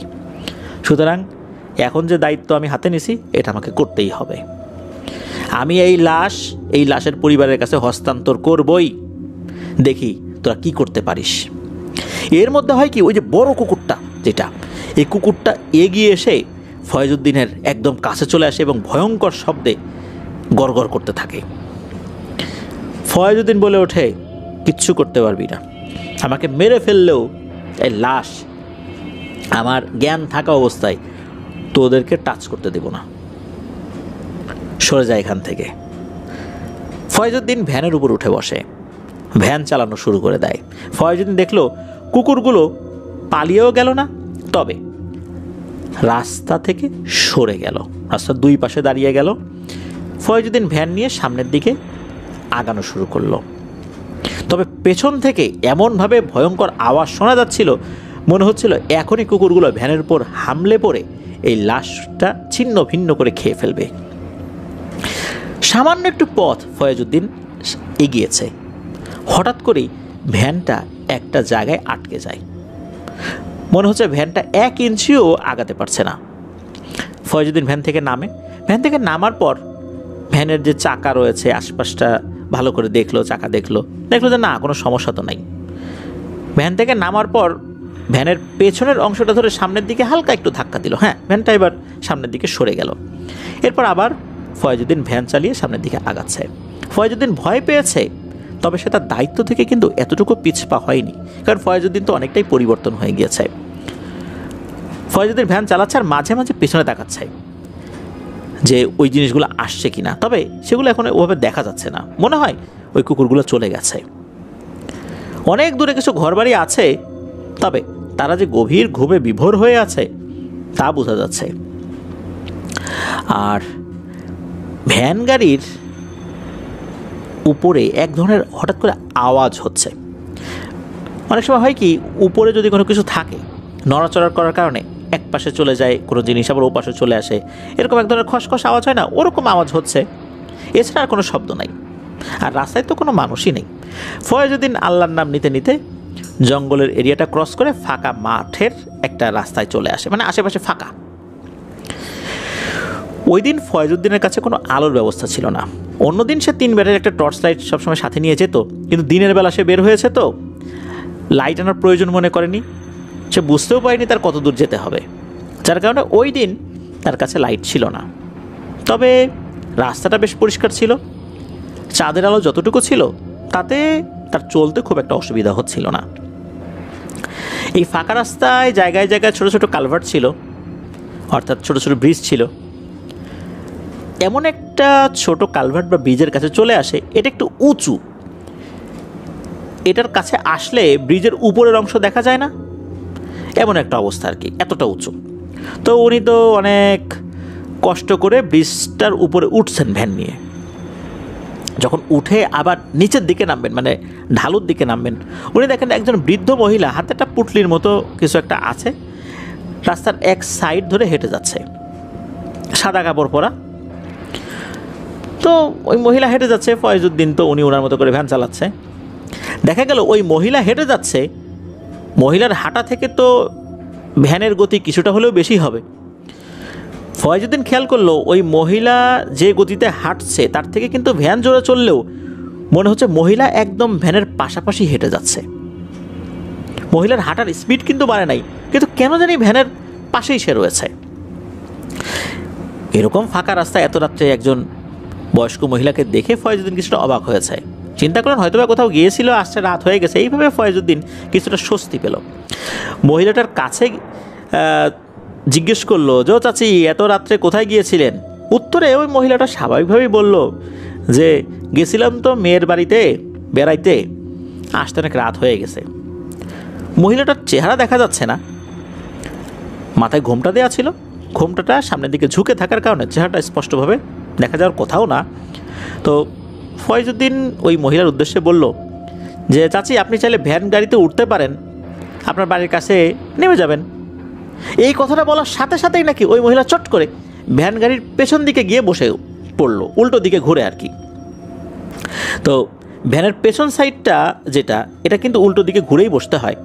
তো ফয়েজউদ্দিন ভেবেছিল যে মহিলাটাকে তার ঠিক ইমিডিয়েট পাশে বসাবে, কারণ উনি যেই সিটে বসে চালাচ্ছেন, বিশেষ করে ভ্যানের এক পাশে কিন্তু বা দুই পাশেই ফাঁকা থাকে, যেহেতু লাশটা এমনভাবে রাখা ছিল এটার এক পাশ ফাঁকা ছিল, মাথার অংশটা একটা দিকে ছিল, যার কারণে একটা পাশ ফাঁকা ছিল। উনি মনে করছেন যে এইখানে ওনাকে বসাবেন, গল্প করতে করতে চলে যাবেন, তাতে ওনার ভিতর ভয় কাজ করবে না, একটু আগে একটা ঘটনা ঘটছে। কিন্তু এই মহিলার আচরণটা তো আসলে অস্বাভাবিকও বলা যাচ্ছে না, কেননা গ্রামের মহিলারা ওনারা কিন্তু যথেষ্ট রক্ষণশীল, পর পুরুষের কাছাকাছি বসবেন না এই চিন্তা করে হয়তো পেছন দিকটাতে বসেছেন, এতে অস্বাভাবিক কোনো কিছু হওয়ার কথা না। ফয়েজউদ্দিন এই চিন্তা করেছেন, টুকটাক কিছু প্রশ্ন করছেন, মহিলাকে কথাবার্তা বলছেন, মহিলা হ্যাঁ হুঁ এরকম উত্তর দিচ্ছেন, কোটার উত্তর ঠিকঠাক স্বাভাবিকভাবে দিচ্ছেন। হঠাৎ করে মনে হলো যে ওই মহিলা কথাবার্তা বলছে না, আর পেছন থেকে কটমট কটমট আওয়াজ হচ্ছে, ভ্যান গাড়িটা একটু ঝাঁকুনিও খাচ্ছে। তখন ফয়েজউদ্দিন পেছন দিকে তাকায়, আর উনি যেটা দেখেন এটা হয়তোবা অন্য লোকে দেখলে সাথে সাথে জ্ঞান হারাতো, না হলে ভ্যান গাড়ি ফেলে দৌড়ে চলে যেত। ফয়েজউদ্দিন দেখলেন ওই মহিলাটা চাটায়ের ভেতর তার মাথা ঢুকিয়ে দিয়েছে, ঢুকিয়ে দিয়ে কি যেন খাচ্ছে। এই দৃশ্য দেখে ফয়েজউদ্দিন জোরে জোরে বলে ওঠে, চাচি চাচি, কী করছেন এটা? তখন মহিলা আস্তে আস্তে চাটায়ের ভেতর থেকে মুখটা বের করে। ফয়েজউদ্দিন যখন ওই মহিলাটার মুখ দেখে তখন ভয়ঙ্কর ভাবে সে আতঙ্কিত হয়ে যায়। ফয়েজউদ্দিন দেখে মহিলার মুখটা কুচকুচে কালো, দাঁতগুলো লম্বা সুচালো, তার দাঁতগুলো এতটা লম্বা যে 1 আঙ্গুল পরিমাণ লম্বা, আর তার মুখ থেকে রক্তমাখা যে লালা সেটাও পড়ছে। এইটা দেখে ফয়েজউদ্দিন শরীরের সমস্ত শক্তি কাটিয়ে দিয়েছে প্রচণ্ড জোরে এক চিৎকার। এদিকে হয়েছে কি, লাশ আসতে দেরি হচ্ছে দেখে ওই বাড়ির কিছু লোকজন, বেশ কয়েকজন 5-6 জন একটু আগানো শুরু করেছিল। তখন তারাও শুনেছে এক চিৎকার শুনে বুঝতে পেরেছে কোনো একটা ঝামেলা হয়েছে, তারাও তো দৌড়ানো শুরু করছে। অল্প সময়ের মধ্যেই ওই ভ্যানের কাছাকাছি তারা চলে এসেছে। যখন চলে এসেছে তখন বুঝতে পেরেছে যে এই ভ্যানেই লাশ রয়েছে। তাদের আসতে দেখে ওই অবয়বটা নাকি দৌড়ে অন্ধকারের মধ্যে মিলিয়ে যায়। তবে ওই অবয়বটাকে ওই লোকজন আর দেখেনি, কারণ তারা আস্তে আস্তে ওই অবয়বটা পালিয়ে গিয়েছিল। ফয়েজউদ্দিন তো মারাত্মক ভয় পেয়েছে। ওই লোকগুলো এসে বলে যে কি ভাই কি হয়েছে? তখন ফয়েজউদ্দিন বলে যে ভাই চাটাইটা খোলেন তো, দেখেন তো কী অবস্থা। তারা চাটাইটা ওই জায়গা থেকে খোলার পর চমকে ওঠে। তারা দেখে একটা পায়ের আঙ্গুল থেকে হাঁটু পর্যন্ত খেয়ে ফেলা হয়েছে। হয়তোবা আরও 10-15 মিনিট থাকলে পুরো লাশটাই খেয়ে ফেলতো। আল্লাহর রহমতে এই কাজটা হয়নি। পরিবারের সদস্যরা বলে যে ভাই আপনি এত রাত্রে দিক দিয়ে আসছেন, আসলে আমাদের কারো তো থাকা উচিত ছিল, আমরা তো যাইতে পারি নাই, এটা আমাদেরই অক্ষমতা, ক্ষমা করবেন। এই রাস্তায় লাশ নিয়ে আসতে গেলে এরকম ঘটনা আগে ঘটেছে বলে শুনেছি, কিন্তু আমাদের পরিবারের কারোর সাথে ঘটবে এটা বুঝতে পারিনি। তো যাই হোক, তাড়াতাড়ি লাশটা নিয়ে যাওয়া হয়। ওখানে আগে থেকেই তাদের সব বন্দোবস্ত করা ছিল, গোসল দেওয়া হয়, তারপর কাফনে মরিয়ে জানাজা পড়িয়ে দাফন করা হয়। ওই রাত্রে ফয়েজউদ্দিন আসলে আসতে চেয়েছিলেন, কিন্তু ওই পরিবারের সদস্যরা বললেন যে আপনার সাথে এত ঘটনা ঘটে গেছে, আপনার আর আজকে রাত্রে যাওয়ার দরকার নাই, তাছাড়া সারাদিনে অনেক পথ আপনি এই ভ্যান চালাইছেন, আজকে বিশ্রাম করেন, কালকে যায়েন। ফয়েজউদ্দিন মেনে নেন, ওই রাত্রে ওই বাড়িতেই থাকেন। পরদিন সকালবেলা উনি রওনা দিয়ে চলে আসেন। এরপর ওনার কাছে যে কাগজপত্রগুলো ছিল সেগুলো যেখানে যেখানে দেওয়ার দরকার সেগুলো সেখানে দিয়ে দিয়েছিলেন আর কি। তো এরপর আসলে ফয়েজউদ্দিন খুব সতর্কতার সাথে গাড়ি চালাতেন, কারণ ওনার সাথে তো ভয়ের ঘটনা আগে ওভাবে ঘটেনি। অনেক দিন উনি ওভাবেই লাশ টেনেছেন, এরপরে ওরকম ঘটনা ঘটেছে বলে শোনা যায় না। অনেক দিন পর আর একটা ঘটনা ঘটে। ভ্যান গাড়ি নিয়ে হসপিটালের মর্গের দিকে রওনা হয়েছেন। একটা কাজ চলে এসেছে, থানা থেকে খবর দিয়েছে। তো থানা থেকে একজন কনস্টেবল ফয়জুদ্দিনকে বলল যে তুমি একটা কাজ করো, তুমি এখন হসপিটালের দিকে যাওয়ার দরকার নেই, ওখানে অন্য কাউকে দেখি কি করা যায়, তুমি আর একটা জায়গায় যাও, চরপাড়া নামক একটা জায়গার নাম বলে, সেখানে একটা ডেড বডি রয়েছে, এখনই নিয়ে আসতে হবে মর্গে। তো আগের যে কাজটা ছিল, মর্গে একটা ডেড বডি আছে সেটা পৌঁছে দিতে হবে, আর এটা হচ্ছে একটা জায়গা থেকে মর্গে নিয়ে আসতে হবে। সাধারণত যেই ভ্যান নিয়ে আসে সেই ভ্যানই আবার পৌঁছে দেয়। এই কাজে টাকা একটু বেশি পাওয়া যায়, কারণ আরেকজন তো নিয়ে আসছে, এখন নিয়ে যেতে হবে, তার টাকা তো কম। যেহেতু আর একটা ডেড বডির খবর আসে, তখন উনি চরপাড়ার দিকে রওনা দিয়েছেন। এটা একটা মহিলার ডেড বডি। তার স্বামী নাকি তাকে শ্বাসরোধ করে হত্যা করেছে দাম্পত্য কলহের কারণে। ওই বাড়িতে যাওয়ার পর ওই মহিলার লাশ যখন ভ্যানে তুলবেন, তখন নাকি ওই ফয়জুদ্দিন ওই মহিলাটার চেহারাটা এক নজর দেখেছিল। মহিলার মুখের ভেতর থেকে জিহবা বেরিয়ে আছে অনেকটা, তার চোখ দুটো অনেকখানি খোলা, বড় বড় হয়ে আছে। অনেকে নাকি চেষ্টা করেছিল চোখগুলো বন্ধ করে দেওয়ার জন্য, কিন্তু কিছুতেই বন্ধ হচ্ছিল না। এই মহিলাটার দুটো সন্তান ছিল। ফয়জুদ্দিন এই লাশ নিয়ে মর্গে পৌঁছে দেন। মর্গ থেকে আবার আর একটা লাশ, যেটা আগে থেকে ছিল, ওটা আবার নিয়ে যাওয়ার জন্য অন্য কোনো কিছু পাওয়া যায়নি, এই লাশটাও পৌঁছে দেন। তবে পৌঁছে দেওয়ার সময় ঘটে আর একটা ভয়ঙ্কর ঘটনা। তো সময়টা ছিল বর্ষাকাল, তাই সকাল থেকে টিপ টিপ টিপ টিপ কিছুটা বৃষ্টি হচ্ছিল, থামার কোনো নামগন্ধও নাই পুরোপুরিভাবে। ওই সময় তো রাস্তাঘাট এরকম পাকা ছিল না, তো বৃষ্টি হওয়ার কারণে কিন্তু অনেক জায়গায় কাদা টাদা হয়ে গিয়েছিল। ফয়জুদ্দিন ওই মহিলার লাশ নিয়ে, যখন ওই মহিলার লাশ সংক্রান্ত সব যাবতীয় ফর্মালিটি শেষ হয়ে গিয়েছিল, এরপর ওই মহিলার বাড়ির দিকে রওনা হয়েছেন। তখন সন্ধ্যা 7:30 বাজে। ওনার ইচ্ছা ছিল যে উনি ওই লাশটা পৌঁছে দিয়ে আবার যেই লাশটা আছে এটাকে আবার পৌঁছে দেবেন, কারণ পরের লাশটা তো আবার উনি নিয়ে আসছেন তার বাড়ি থেকে, এই কাজটা তাকে আবার করতে হবে।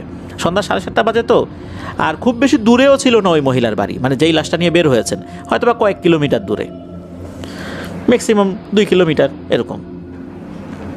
তো সেই বাড়িতে যেতে হলে আবার পথের মাঝে বিশাল বড় একটা বাঁশঝাড় পার করতে হয়, আর ওই বাঁশঝাড়ের মধ্যে আছে 100 বছরের পুরনো এক তেঁতুল গাছ। আর এই বাঁশঝাড়টাও নাকি বহু বছরের পুরনোই।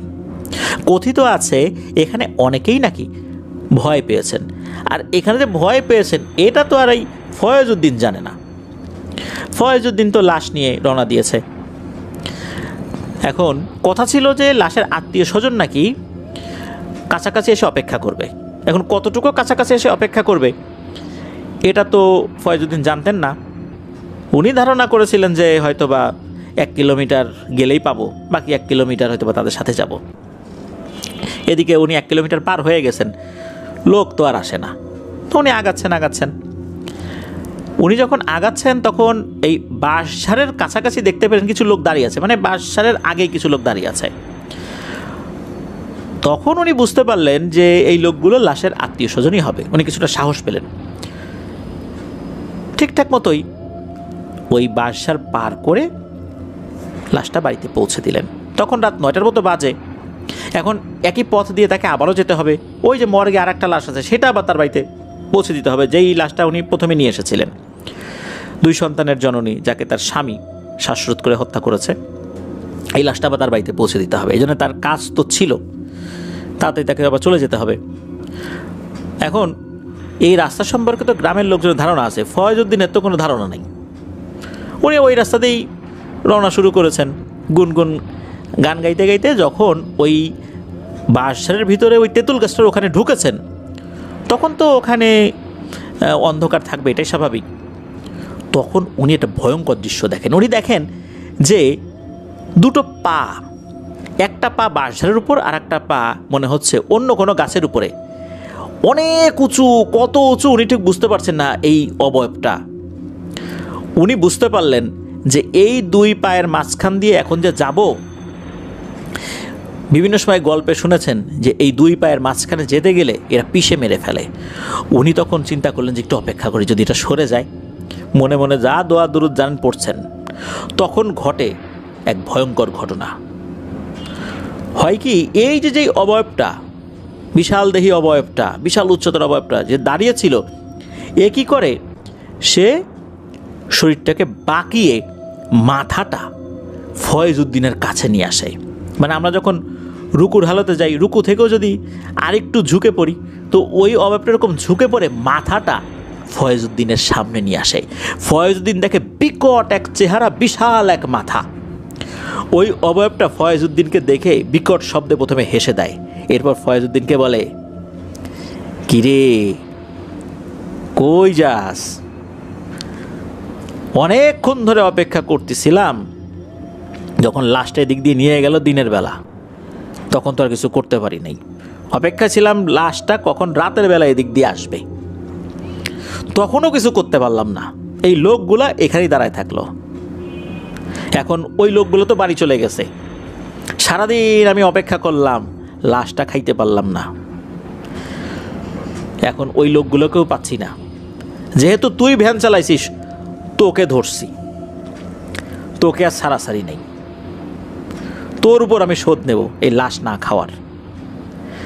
যখনই এটা বলেছে, বলার সাথে সাথে নাকি ওই অবয়বটা বিশাল এক হা করে ফয়েজউদ্দিনের দিকে মাথাটা যেই না এগিয়ে দিয়েছে, তখন ফয়েজউদ্দিন ভ্যানটা ওই জায়গায় রেখে উল্টো দিকে দিয়েছেন এক দৌড়, চিৎকার দিতে দিতে। এদিকে ওই বাড়ির লোকজন এই চিৎকার শুনে তারা বুঝতে পেরেছে একটা সমস্যা হয়েছে, তারা দৌড়ে এগিয়ে আসা শুরু করেছে। অল্প সময়ের মধ্যে তারাও চলে আসে। আসার পর বলছে কি হয়েছে, তখন উনি সব কথা খুলে বলেন। তখন ওই লোকজন বলেন যে ভাই, আপনি তো তাড়াতাড়ি যাইতে চাইলেন, এই জন্য তো আসলে আমরা কিছু বলি নাই, এই রাস্তা তো আসলে ভালো না। আর এখানে বিভিন্ন সময় বিভিন্ন লোকজন ভয় পাইছে, এখানে ভয়ঙ্কর এক দানবাকৃতির পিশাচ রয়েছে। বিভিন্ন সময় মানুষজনকে সে ভয় দেখিয়েছে, বিশাল তার মাথা হা করে মানুষের দিকে তেড়ে আসে, আপনি এটাকেই দেখছেন। তো ওই রাত্রে আসলে আর যাওয়ার মতো সাহস ফয়েজউদ্দিন করেন নাই। ওই রাত্রে ওই বাড়িতে ছিলেন, তবে সকাল থেকে তার খুব জ্বর ছিল। এরপর ওই বাড়ির সদস্যরাই ফয়েজউদ্দিনকে হসপিটালে ভর্তি করে দেয়। 2.5 মাসের মতো ভর্তি ছিল। হসপিটাল থেকে ফেরত এসে ফয়েজউদ্দিনের মধ্যে আরও কিছু পরিবর্তন দেখা দেয়। ফয়েজউদ্দিন এমন ভয় পেয়েছিলেন ওই লাস্ট যেই কাজটা উনি করেছিলেন, এরপরে উনি এই লাস্ট টানা কাজ ছেড়ে দেয়। আর থানায় আগে যে কাজটা করতো, পরিষ্কার পরিচ্ছন্নতার কাজ, এটাই করতো। তবে একটা সমস্যা দেখা দিল কি, ফয়েজউদ্দিনের মাথায় কিছুটা সমস্যা হয়ে যায়। ফয়েজউদ্দিন মানুষের সাথে ঠিকঠাক মতোই কথা বলতো, সবার সাথে ভালো আচরণ করতো, কিন্তু একা একা বিড়বিড় করে কী যেন বলতো।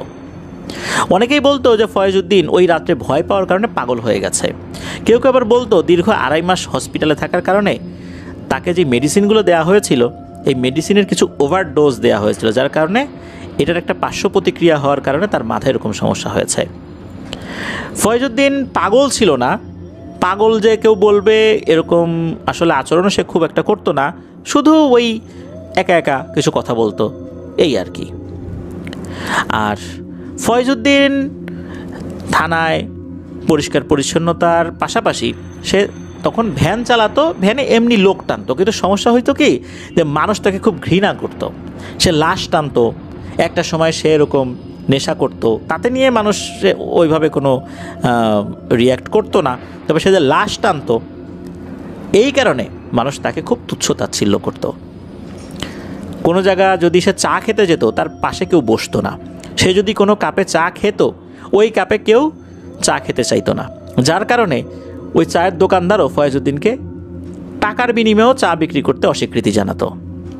এভাবে খুবই বাজে আচরণ ফয়েজউদ্দিন সহ্য করেছে। 70 বা 80-র দশকে যারা ময়মনসিংহ মেডিকেল এরিয়াতে ছিলেন, আমাদের লিসেনারদের মধ্যে যারা প্রবীণ ব্যক্তিরা রয়েছেন বা যারা প্রবীণ রয়েছেন ওই এলাকার, তাদের কাছে হয়তোবা আপনারা জিজ্ঞেস করলে ফয়েজউদ্দিনের কথা জানতে পারবেন, এমনটাই জানিয়েছেন সুজন ভাই।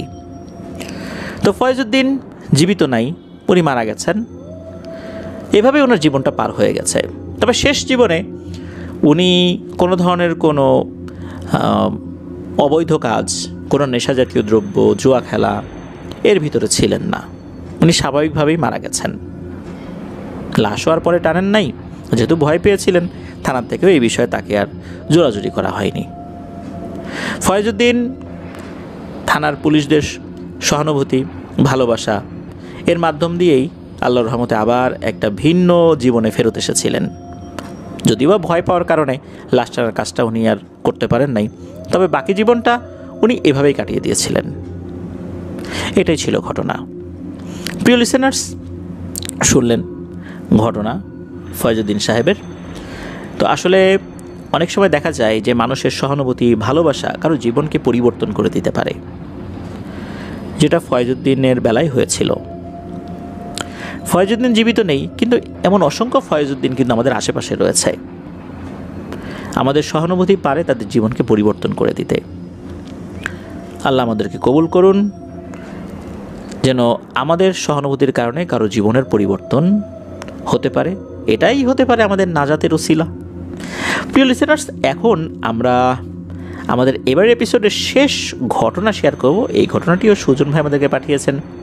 ঘটনাটি শুরু করার আগে বলতে চাই, যারা আমাদের সাথে যুক্ত হয়েছেন, লাইক বাটনে প্রেস করেছেন কি? আমাদের এই ভিডিও লিঙ্কটা শেয়ার করেছেন কি? যদি না করে থাকেন দ্রুত এটা করে ফেলুন। আর আপনারা আমাদেরকে ঘটনা পাঠাতে পারেন লিখে বা রেকর্ড করে। ঘটনা পাঠাতে হবে afnanthehorworldbd@gmail.com এই ইমেল অ্যাড্রেসে। স্পেলিংটা বলে দিচ্ছি, AFNANTHEHORRORWORLDBD afnanthehorworldbd@gmail.com। ঘটনা কেমন লাগছে তা জানিয়ে ভিডিওর কমেন্ট সেকশনে কমেন্ট করতে ভুলবেন না। এছাড়া আমাদের ফেসবুক পেজ আর গ্রুপ তো রয়েছে আফনান দ্য হরর ওয়ার্ল্ড নামে, সেখানে গিয়েও আপনারা আপনাদের মতামত জানাতে পারেন। আপনাদের কাছ থেকে অনেক অনেক সত্য ভয়ের ঘটনা আমরা চাই, যাতে করে অনেকটা পথ আমরা একসাথে এগিয়ে যেতে পারি ইনশাল্লাহ। চলুন শেষ ঘটনায় চলে যাই। এই ঘটনাটি সুজন ভাইয়ের সাথেই ঘটেছিল। এটা ওনার যখন ছোট ছিলেন, ছেলেবেলার ঘটনা আর কি। তখন ওনার বয়স ছিল 12 কি 13 বছর। ওনাদের গ্রামের বন্ধুবান্ধব যারা ছিলেন আর কি, এর মধ্যে নয়ন, বাবু, হৃদয়, রনি আর উনি অর্থাৎ সুজন ভাই, ওনারা এই 5 জন একদম ছোটোবেলা থেকেই খেলাধুলা করা, স্কুল মাদ্রাসা একসাথে গিয়েছেন। ওনাদের বন্ধুত্ব বেশ দৃঢ় ছিল। ভালো কাজ খারাপ কাজ একসাথেই করতেন আর কি, যেখানে যেতেন একসাথে যেতেন। তো এই 5 জন খুব কম বয়স থেকেই ধূমপান করার বদ অভ্যাসটা ধরে ফেলেছিলেন। 13-14 বছর বয়স থেকেই লুকিয়ে লুকিয়ে ওনারা ধূমপান শুরু করেন। তো ধূমপান করার জন্য এমন একটা জায়গা ওনারা বেছে নিতেন যেখানে লোকজন আসলে খুবই কম যায়। এমন একটা জায়গা বেছে নেন, একটা মাঠের মাঝখানে একটা ছাড়া বাড়ি ছিল, অর্থাৎ সেখানে কেউ থাকতো না। এই জায়গাটা ওনাদের আঞ্চলিক ভাষায় নাকি বন্ধরে বাড়ি বলে ওনারা ডাকেন। 2004 সালে বন্যার সময়ে এই বাড়িতে পানি উঠেছিল। তখন থেকে এই বাড়ির সদস্যরা এই বাড়িটা ছেড়ে চলে যান। এই বাড়িতে নাকি কিছু মানুষের কবর রয়েছে যারা নাকি অনেক আগে কলেরা মহামারীতে আক্রান্ত হয়ে মারা গিয়েছিলেন, কারণ ওই সময় কবরস্থানে নিয়ে যাওয়ার মতো অবস্থা ছিল না। এই বাড়িরই পাশে কবরস্থ করা হয়েছিল। এরপরে এই বাড়িকে কেন্দ্র করে বেশ কিছু ভয়ের ঘটনাও নাকি ঘটেছিল বলে শোনা যায়। তবে এগুলো নিয়ে আসলে ওনারা কোনো কান দেওয়ার মতো মানসিক অবস্থায় ছিলেন না। ওনাদের তো সিগারেট খেতে হবে, এই জন্য এই ধরনের জায়গায় তো ওনাদের পছন্দ। এই কারণে এসব বিষয় তো আসলে আমলে নিলে চলে না। ওনাদের গ্রামের বর্ণনাটা একটু দেওয়া দরকার। মেইন রোড থেকে শুরু করে এই যে গ্রামের রাস্তাটা, এই গ্রামের রাস্তাটা আসলে চলে গেছে পূর্ব দিকে, আবার দক্ষিণ দিকে মোড় নিয়েছে। আর দক্ষিণ দিকে মোড় নেওয়ার পর ওনাদের আমদাবাদ যে গ্রামটা, এটা আর রাস্তা ধরে সম্পূর্ণ গ্রাম পাড়ি দিতে যদি আমরা চাই, সেক্ষেত্রে ওনাদের যে বাড়িটা অর্থাৎ এই সুজন ভাইদের বাড়িটা, ওনাদের ওই গ্রামের পূর্ব পাশে ধানি জমি রয়েছে, তারপর নাকি নরসুন্দা নদী রয়েছে, আর পশ্চিম পাশে রয়েছে মাঝারি আকারের কিছুটা জঙ্গল, তারপর খেলার মাঠ। আর ওই খেলার মাঠের পাশেই সেই পরিত্যক্ত ছাড়া বাড়িটা রয়েছে। এবার আমরা মূল ঘটনায় চলে যাই। ঘটনাটি প্রথমে ঘটেছিল ওনাদের বন্ধু বাবুর সাথে শবে বরাতের রাত। তো শবে বরাতের রাতে যেটা হয় সেটা হচ্ছে, আমাদের বাংলাদেশের প্রেক্ষাপটে বিভিন্ন মসজিদগুলোতে মিলাদ মাহফিল হয়, জিলাপি, বিভিন্ন ধরনের মিষ্টান্ন বিতরণ হয়। অনেকেই ওই রাত্রে দোয়া খায়ের করানোর জন্য মিষ্টি মন্ডা নিয়ে আসেন মসজিদগুলোতে। তো বাচ্চারা দেখা যাচ্ছে যে এই রাত্রে বেশ আনন্দ উৎসাহের সাথেই মসজিদগুলোতে গিয়ে বসে থাকে। মিলাদ মাহফিল হবে, তাবারক নিয়ে বাড়িতে যাবেন। মূলত তাবারক নিয়েই থাকে হচ্ছে ছোট বাচ্চাদের মেইন উদ্দেশ্য, কারণ তারা তো এত রাত পর্যন্ত সচরাচর বাইরে আসলে থাকতে অভ্যস্ত না। এই মসজিদে এই উদ্দেশ্যে বছরের একটা রাত তারা যায়। তো এশার নামাজের আগে ওনারা 4 বন্ধু, ওনারাও তো এই নিয়েতে রেডি হয়েছেন যে আজকে তো মিষ্টি মন্ডা জিলাপি ভালোই আসবে মসজিদে, তা আমরা যাব। তো 4 বন্ধুর মধ্যে একজন আবার নাই, সেটা হলো বাবু, যার সাথে মূলত ঘটনাটি ঘটেছে। তো বাবু আবার তার মায়ের সাথে তার নানির বাড়িতে যাবে। তার নানির বাড়ি তাদের বাড়ি থেকে সামান্য কিছুটা দূরে আর কি। তো যখন এই 4 বন্ধু রেডি হয়ে মসজিদের দিকে যাচ্ছে, তখন দেখে এই যে বাবু তার মায়ের সাথে নানির বাড়ির দিকে যাচ্ছে। বাবু তাদেরকে দেখে দুষ্টামি করছে। তো বাবুর মা বাবুকে ডাকছে যে চল চল তাড়াতাড়ি চল, কিন্তু বাবু বলছে যে মা তুমি যাও, আমি পরে আসতেছি, ওদের সাথে একটু কথা বলে আসি। তো মূলত যেই বাড়িটাতে যাবেন সেইটা হচ্ছে ওই জঙ্গলটা পাড়ি দিয়ে। কিছুক্ষণ পর মসজিদে এশার আজান হয়, ওনারা সবাই মসজিদে যাওয়ার জন্য প্রস্তুত হয়েছেন। এমন সময় বাবু এই 4 জনকে বলছে যে এই আমারে রেখে তোরা মসজিদে যাবি, একা একা জিলাপি মিষ্টি মন্ডা খাবি, তা আমিও আসতেছি, দাঁড়া আমি একটু রেডি হয়ে আসি, তারপরে আমি আসতেছি, আমার জন্য তোরা অপেক্ষা করিস। এখন বাবু যে যাবে ওই যে জঙ্গলের ওই জায়গাটা তো পার হতে হবে, তখন বাবু বলে আমাকে এই জঙ্গলের পথটা একটু আগায় দে, তারপর আমি আসতেছি। তো অন্য যে 4 জন বন্ধু ওনারা এগিয়ে দিতে দিতে একটা জায়গায় এসে বলে যে বাবু এখন তুই যেতে পারবি? বলে হ্যাঁ পারবো, তোরা খালি জোরে জোরে আমার সাথে কথা বলতে থাকবি। অর্থাৎ বাবু কিছুটা আগাচ্ছে, পিছন থেকে বলছে এই বাবু শুনতেছিস? বাবু আবার বলে হ্যাঁ শুনতেছি। এইভাবে করতে করতে যেন বাবু বাড়িতে পৌঁছে যায়। পথটা কিন্তু খুব বেশি না, কিন্তু অন্ধকার তো, এই জন্য বাবু যেন ভয় না পায়, এইভাবে ওনারা একটা বুদ্ধি করেছেন। তো এরকম করে আগাতে আগাতে হঠাৎ করে বাবু এমন জোরে একটা চিৎকার দেয়, তার চিৎকার শুনে এই 4 জন ভয় পেয়ে যায়। ওনারা 4 জনই দৌড়ে ওই দিকটাতে চলে যান। চলে গিয়ে দেখেন যে বাবু আসলে ওই চিৎকার দিয়ে আরও কিছুটা পথ দৌড়ে তার বাড়ির দিকে এগিয়ে গেছে। এদিকে এই 4 জন চলে আসে, বাবুর মাও এগিয়ে আসছে। তবে বাবু বাড়ির কাছাকাছি এসে অচেতন হয়ে মাটিতে পড়ে গিয়েছিল। বাবুকে সবাই মিলে ঘরের মধ্যে নিয়ে আসা হয়, সবাই নিয়ে আসেন আর কি। তো ওই রাত্রে বাবু আর মসজিদে নামাজ পড়তে যেতে পারেনি, তার জিলাপি বা মিষ্টি মন্ডা খাওয়ারও সুযোগ হয়নি। তো বাবুর যখন জ্ঞান ফেরত আসে তখন সকালবেলা, তো তাকে জিজ্ঞেস করে সবাই মিলে কী হয়েছিল।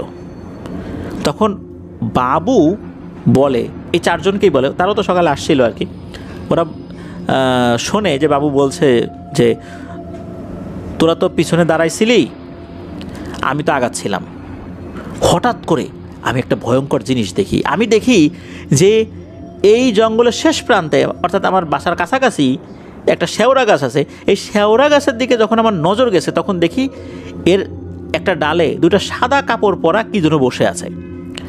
এগুলোর মাথা অনেক লম্বা আর মাথার উপরের দিকটা চোখা। এইগুলো দেখে আমি ভয় পাইছি।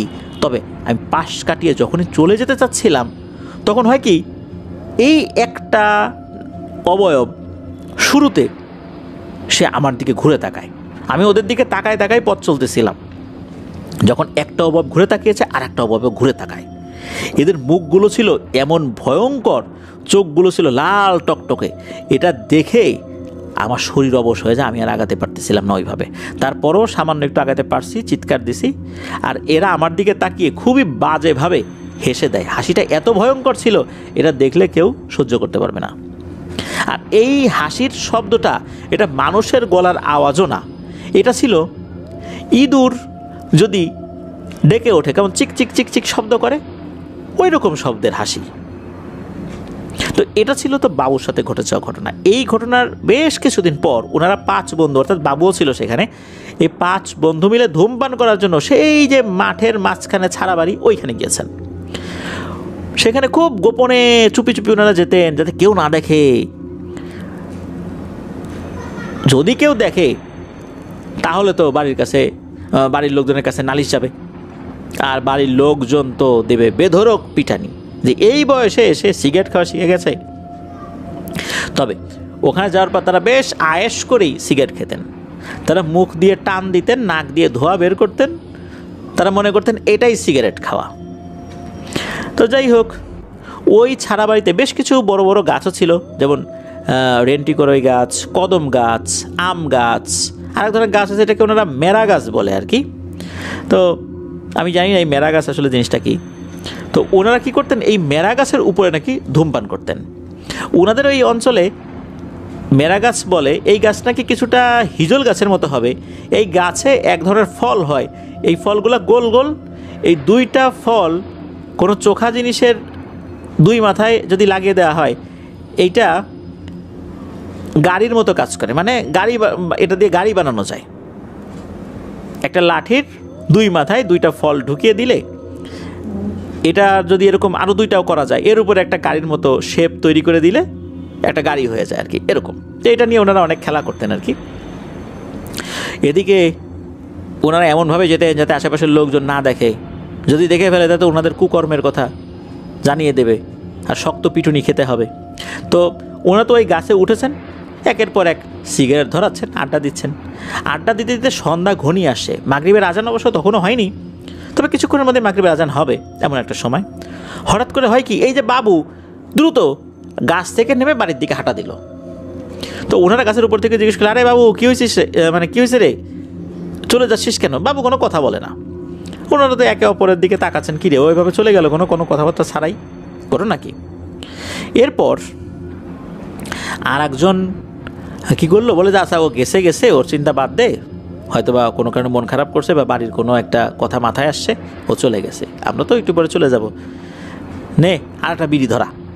এই কথা বলে ওনারা আর একটা সিগারেট ধরাবেন একজন একজন করে। ওই সময় দেখেন যে ওনারা যে গাছের নিচে, মানে যে গাছটা আছেন, ওই গাছটা থেকে আরেকটু দূরে একটা কদম গাছ রয়েছে, ওই কদম গাছের নিচে একটা মানুষ দাঁড়িয়ে আছে। এটা যখন ওরা দেখেছেন, ওনারা ভয়ে কী করছেন, ওনাদের হাতে থাকা দেশলাই, সিগারেট এগুলো ঢিল দিয়ে অন্য পাশে ফেলে দিয়েছেন। ওনাদের ভয় ছিল যে কেউ যদি দেখে ফেলে তাহলে তো অবস্থা কী হবে। ওনারা আসলে জানতেই পারেন নাই ওই সময় যে এই যে লোকটা দাঁড়িয়ে আছে এটা আসলে কে। উনি পেছন ঘুরে দাঁড়িয়ে আছে, তো তার চেহারা বোঝা যাচ্ছে না, তবে মানুষ যে এটা বোঝা যাচ্ছে। একটা সাদা শাড়ি পরা, লিকলিকে একটা অবয়ব, এরকম চিকন মানুষ হরহামেশাই দেখা যায়, তবে একটু লম্বা আর কি, স্বাভাবিক থেকে একটু লম্বা, তবে অস্বাভাবিক রকমের লম্বা না। আর গ্রামের মহিলারা ওনারা একটা বিশেষ পদ্ধতিতে কাপড় পরেন, ওরকম করেই কাপড় পরা, সাদা কাপড় আর কি। ওনারা গাছের উপর থেকে ডাক দিচ্ছেন, এই চাচি ওখানে দাঁড়িয়ে আছেন কেন, কোন দিকে যাবেন? এরকম কয়েকবার ডাক দেওয়ার পর এরা চারজন গাছ থেকে নেমে আসছেন।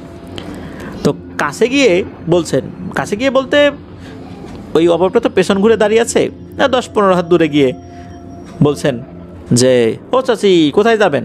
তখন ওই অভাবটা ওই উল্টো দিকে ঘুরেই খুব রাগান্বিত কণ্ঠে বলছে, মরার শখ হয়েছে না? এই জায়গায় দিনের বেলাতে কেউ আসে না, আর তোরাই সন্ধ্যার বেলা কী করতেছিস এখানে? হ্যাঁ, ভালোই চলে যা, আবার যদি এই দিকটাতে পাই না তাহলে এই ভিটার উপর তোদের সব গলারে পুঁতে রাখবো। এই কথা শুনে ওনারা কিছুটা ভয় পেয়েছেন। তখন আবার ওনাদের সাথের একজন বলতেছে, বললেই হইল, আপনার বাড়ি কোথায়? আপনাকে তো এই গ্রামে আগে কখনো দেখিনি, আর আপনি আমাদেরকে শাসন করতেছেন কেন?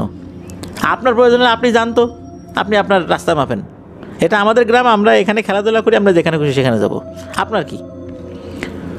যখনই এটা বলেছে তখন ওই মহিলা রাগান্বিত কণ্ঠে আবারও বলে ওঠে, ভালোই বলছি তো, কথা শুনিস নাই, এখানে দাঁড়ায় থাক, আসতেছি আমি। এই বলে মহিলাটা কি করছে, ওনাদের দিকে ঘুরে তাকিয়েছে। তো ঘুরে যখন তাকিয়েছেন তখন ওনারা দেখেন যে ভয়ঙ্কর চেহারার একটা মহিলা মাটি থেকে একটু একটু করে শূন্যে উঠল আর ভেসে ভেসে ওনাদের দিকে আসছে। এই মহিলাটার চেহারাটা মনে হচ্ছে অনেকটা লম্বাটে চেহারা, মুখের চামড়াগুলো কোঁচকানো, মাথাটা অনেক লম্বা বলে মনে হচ্ছে। এই রকমের মাথা, এই রকমের স্কিন বা এই রকমের চেহারার লোক দেখাই যায় না কখনো। ওনারা তো ওখান থেকে এমন দৌড় দিয়েছেন যে যেদিকে পেরেছেন দৌড় দিয়েছেন, দৌড়ে বাড়িতে চলে আসছেন। তো ওই রাত থেকে ওনাদের সবার গায়ে জ্বর। অবাক করা বিষয়, এই যে বাবু ছেলেটা যিনি আগেই গাছ থেকে নেমে চলে আসছিলেন, তার গায়েও জ্বর। সে তো ভয় পায় নাই, তার গায়ে জ্বর আসলো কেন? তো আল্লাহর রহমতে ঝাড়ফুঁক, পানি পড়া এগুলো খেয়ে আল্লাহর রহমতে 5 জনই সুস্থ হয়ে গেছেন, আলহামদুলিল্লাহ।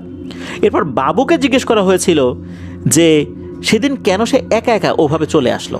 পেছন থেকে ডাকাডাকি করা হলো, সে কোনো সারা শব্দ দিল না। তো বাবু বলল যে ওই দিন নাকি এই যে অবয়বটাকে যে 4 জন দেখেছিল, এই অবয়বটাকে এই বাবুও দেখেছিল। তবে দেখার সাথে সাথে এরপরে যে কী হয়েছে তার মনে নাই। শুধু এতটুকু মনে আছে যে সকাল থেকে তার গায়ে জ্বর। সে যে ওই গাছ থেকে নেমে আসলো, হেঁটে হেঁটে বাড়িতে চলে আসলো, এই বিষয়ে সে কিছুই বলতে পারে না। এই হচ্ছে বিষয়। এই ঘটনার কয়েকদিন পর এই সুজন ভাই আর বাবু এই দুজন মিলে পাশের একটা গ্রাম রয়েছে, এটাকে ঘোষখালী বলে আর কি। তো এই ঘোষখালী একটা ব্রিজ রয়েছে, এই ঘোষখালী ব্রিজের নিচ দিয়ে হাতের বাম পাশে 5 মিনিট হাঁটলে বিশাল বড় একটা মাটির টিলা পাওয়া যায়। তো ওই দিকটাতে গিয়েছেন। মূলত এই যে টিলা, যেটা এখানে একটা ইট ভাটা ছিল, ইট বানানোর জন্য ওখানে মাটির বড় একটা স্তূপ করা হয়েছিল। এই স্তূপটা এত বড় হয়ে গিয়েছিল যে এখানে আর কাজ হয় নাই, মাটি আর কাটাও সম্ভব হয় নাই। কিন্তু এই স্তূপটা একটা পাহাড়ের আকার ধারণ করেছে। আসলে ওনারা তো ওরকম পাহাড় ওইভাবে দেখেন নাই, ওনাদের কাছে এই উঁচু টিলার মতো জায়গাটা একটা পাহাড়। কারণ ইট ভাটায় ইট বানানোর জন্য মাটিগুলো আগে স্তূপ করে রাখা হতো। ওখানে স্তূপ করতে করতে পরবর্তীতে ইট ভাটার কাজ আর ওভাবে হয়নি, আর ওই মাটির উপরে ঘাস গাছপালা জন্মে ওইটা একটা ছোটোখাটো পাহাড়ের মতো হয়ে গেছে, ছোটোখাটো একটা টিলা আর কি। তো ওইটাকে ওনারা পাহাড় বলে আর কি। তো ওই দিকটাতে ওনারা গিয়েছিলেন, আর ওই দিকটাতে যাওয়ার আগে চতুর্দিকে কিন্তু পানি জমে গেছে। ওখানে 2টা বিল আছে, বন্য বিল আর বুগলি বিল। এই 2টার পানি আবার ওখানে চলে আসে। আর ওই টিলাটার কাছে যাওয়ার আগে এই পানিটা পার হতে হয়, প্রায় বুক সমান পানি হয়ে যায় আর কি বর্ষাকালে। এমনি সময় শুকনো থাকে, শীতকালে শুকনো থাকে। আর ওইখানে থাকা পানিটা বেশ কালো রঙের, কালো রঙের পানি হলেও মোটামুটি পরিষ্কার পানি আর কি, ঘোলা না। তো এই 2জন ওখানে নামছেন যে ওই টিলার কাছে যাবেন। যখন ওই দিকটাতে যাচ্ছিলেন তখন হঠাৎ করে দেখেন একটা বড় সাইজের মাছ, 6 থেকে 7 কেজি হবে আনুমানিক এর ওজন। মাছটা দেখতে ছিল খুবই সুন্দর, লাল রঙের একটা মাছ। এত সুন্দর মাছ আগে কখনো দেখেনি ওনারা।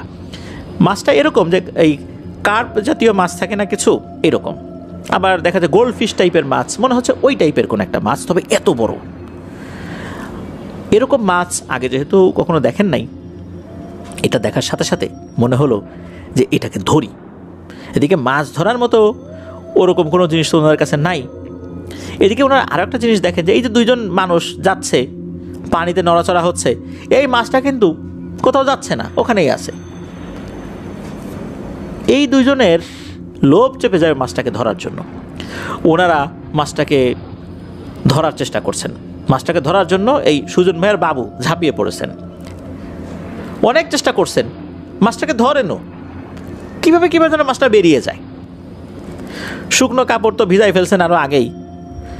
এদিকে মাছ তো ধরতে পারতেছেন না। মাছটা ধরেন, সুজন ভাই একবার ধরেন, যখনই বুকের সাথে চেপে ধরেন, পরে দেখে মাছ নাই। কোথায় গেল? মাছ দেখে ওই পানির ভিতরেই আছে। এরপর বাবু আবার ধরে ফেলেন, খুব সহজেই ধরে ফেলেন। ধরে ফেলার পর মাছ আর পান না। কীভাবে যে ছুটে যায় ওরা বুঝতেই পারছেন না। এদিকে এই ঘটনা ঘটছে কিন্তু দিনের বেলা, তবে সময়টা বিকেলের পর সন্ধ্যার আগে। আঞ্চলিক ভাষায় ওই সময়টাকে নাকি 3 সন্ধ্যা বলে। 3 সন্ধ্যা কেন বলে এটা হয়তো বা ওনারা ভালো বলতে পারবেন। তো বাবু একবার কি করে, সে যখন দেখলো এই মাছটাকে হাত দিয়ে ধরে রাখা যাচ্ছে না, সে তো লুঙ্গি পরা ছিল, এই লুঙ্গিকে এমনভাবে কৌশল করে জালের মতো তৈরি করেছে, এই লুঙ্গির মধ্যে ওই মাছটাকে ভরে ফেলেছে। ভরে ফেলার পর বাবু উপর দিকে উঠে আসা শুরু করেছে। তো এইভাবে কিন্তু অনেকটা সময় ওনারা ব্যয় করেছেন। যখন লুঙ্গির ভেতরে মাছটাকে ভরে উপর দিকে উঠে আসছেন, পরে দেখা গেল কি ওই লুঙ্গির মধ্যে কিছুই নেই। এদিকে একজন বয়স্ক ভদ্রলোক, ওনাদের পরিচিতই, দূর থেকে বলতেছে, এই সুজন, এ বাবু, এই তোরা কি করিস রে পোলা আমার ওইখানে? তখন এনারা দুজন বলতেছে যে কাকা আমরা তো ওই যে মাছ ধরতেছিলাম। তখন উনি বলতেছে যে তাড়াতাড়ি এখান থেকে ভাগ, তাড়াতাড়ি বাসায় যা, অনেকক্ষণ ধরে তোদের নাটক সিনেমা দেখতেছি, তাড়াতাড়ি বাসায় যা। তখন এই দুজন বলতেছে, আরে না কাকা, আমরা বিশাল বড় একটা মাছ ধরতে চাচ্ছিলাম, এই যে লুঙ্গির মধ্যে করে নিয়েও আসছিল, এখন দেখি মাছ নাই। তখন ওই কাকা বলতেছেন যে তাড়াতাড়ি এখান থেকে যা, বিশাল বড় বিপদ কিন্তু তোদের ঘাড়ের উপরে, তাড়াতাড়ি যা। তোরা আসলে কিছুই ধরতেছিলি না, আমি তো দেখতেছিলাম তোরা শুধু শূন্যের উপরে লাফালাফি করতেছিলি, তোদের কাছে কোনো মাছই ছিল না। আমি তো দেখতেছি যে তোরা কি করতেছিস, তুই জানিস যে এখানে কি আছে? এখানে অনেক ভয়ঙ্কর জিনিস আছে, আল্লাহ বাঁচাইছে, তাড়াতাড়ি বাড়িতে যা। এই কথা শোনার পর ওনারা তো দ্রুত বাড়ির দিকে দৌড় দিয়েছেন। তবে এটা নিয়ে খুব বেশি সমস্যা আল্লাহর রহমতে ওনাদের হয় নাই। জ্বর এসেছিল, তবে বেশি সমস্যা আর হয় নাই। পরে গ্রামের একজন কবিরাজ আছেন, যার নাম হচ্ছে হেকিম ভাই নামে ওনারা অভিহিত করেন নাকি বা ডেকে থাকেন, তাকে ডাকা হয়, উনি ঝাড়ফুঁক করে দেন, আল্লাহর রহমতে সুস্থ হয়ে গেছেন, আর কোনো সমস্যা হয়নি। তো এটাই ছিল ঘটনা। প্রিয় লিসেনার্স, আমরা আমাদের এবার এপিসোডের শুরুর দিকে এক বড় অপর ঘটনা বলেছিলাম যে কবরের ভিতরে তাবিজ পুঁতে রাখতে গিয়ে কী ভয়ঙ্কর বিপদে উনি পড়েছিলেন। এরপরে আমরা ফয়জুদ্দিন সাহেবের ঘটনা শুনলাম। এরপর সুজন ভাইয়ের নিজের সাথে ঘটে যাওয়া একটি ঘটনা আমরা শুনলাম। ধন্যবাদ জানাচ্ছি সুজন ভাইকে। আশা করছি ওনার কাছ থেকে আরও অনেক ঘটনা ইনশাল্লাহ আমরা পাবো। আজকের এপিসোড এ পর্যন্তই। আসছে বৃহস্পতিবার আপনাদের পাঠানো আরও কিছু ঘটনা নিয়ে থার্সডে নাইটের আরও একটি এপিসোড নিয়ে ইনশাল্লাহ আসছি। সবাই ভালো থাকবেন, সুস্থ থাকবেন, আমার জন্য দোয়া করবেন, আমার পরিবারের জন্য দোয়া করবেন, আপনাদের জন্য দোয়া রইল, আপনাদের পরিবারের প্রত্যেকের জন্য দোয়া রইল। মহান আল্লাহ সুবহানাহু ওয়া তাআলা আমাদেরকে ভালো রাখুন, সুস্থ রাখুন, নিরাপদে রাখুন, আফনান দ্য হরর ওয়ার্ল্ডের সাথে রাখুন। আসসালামু আলাইকুম।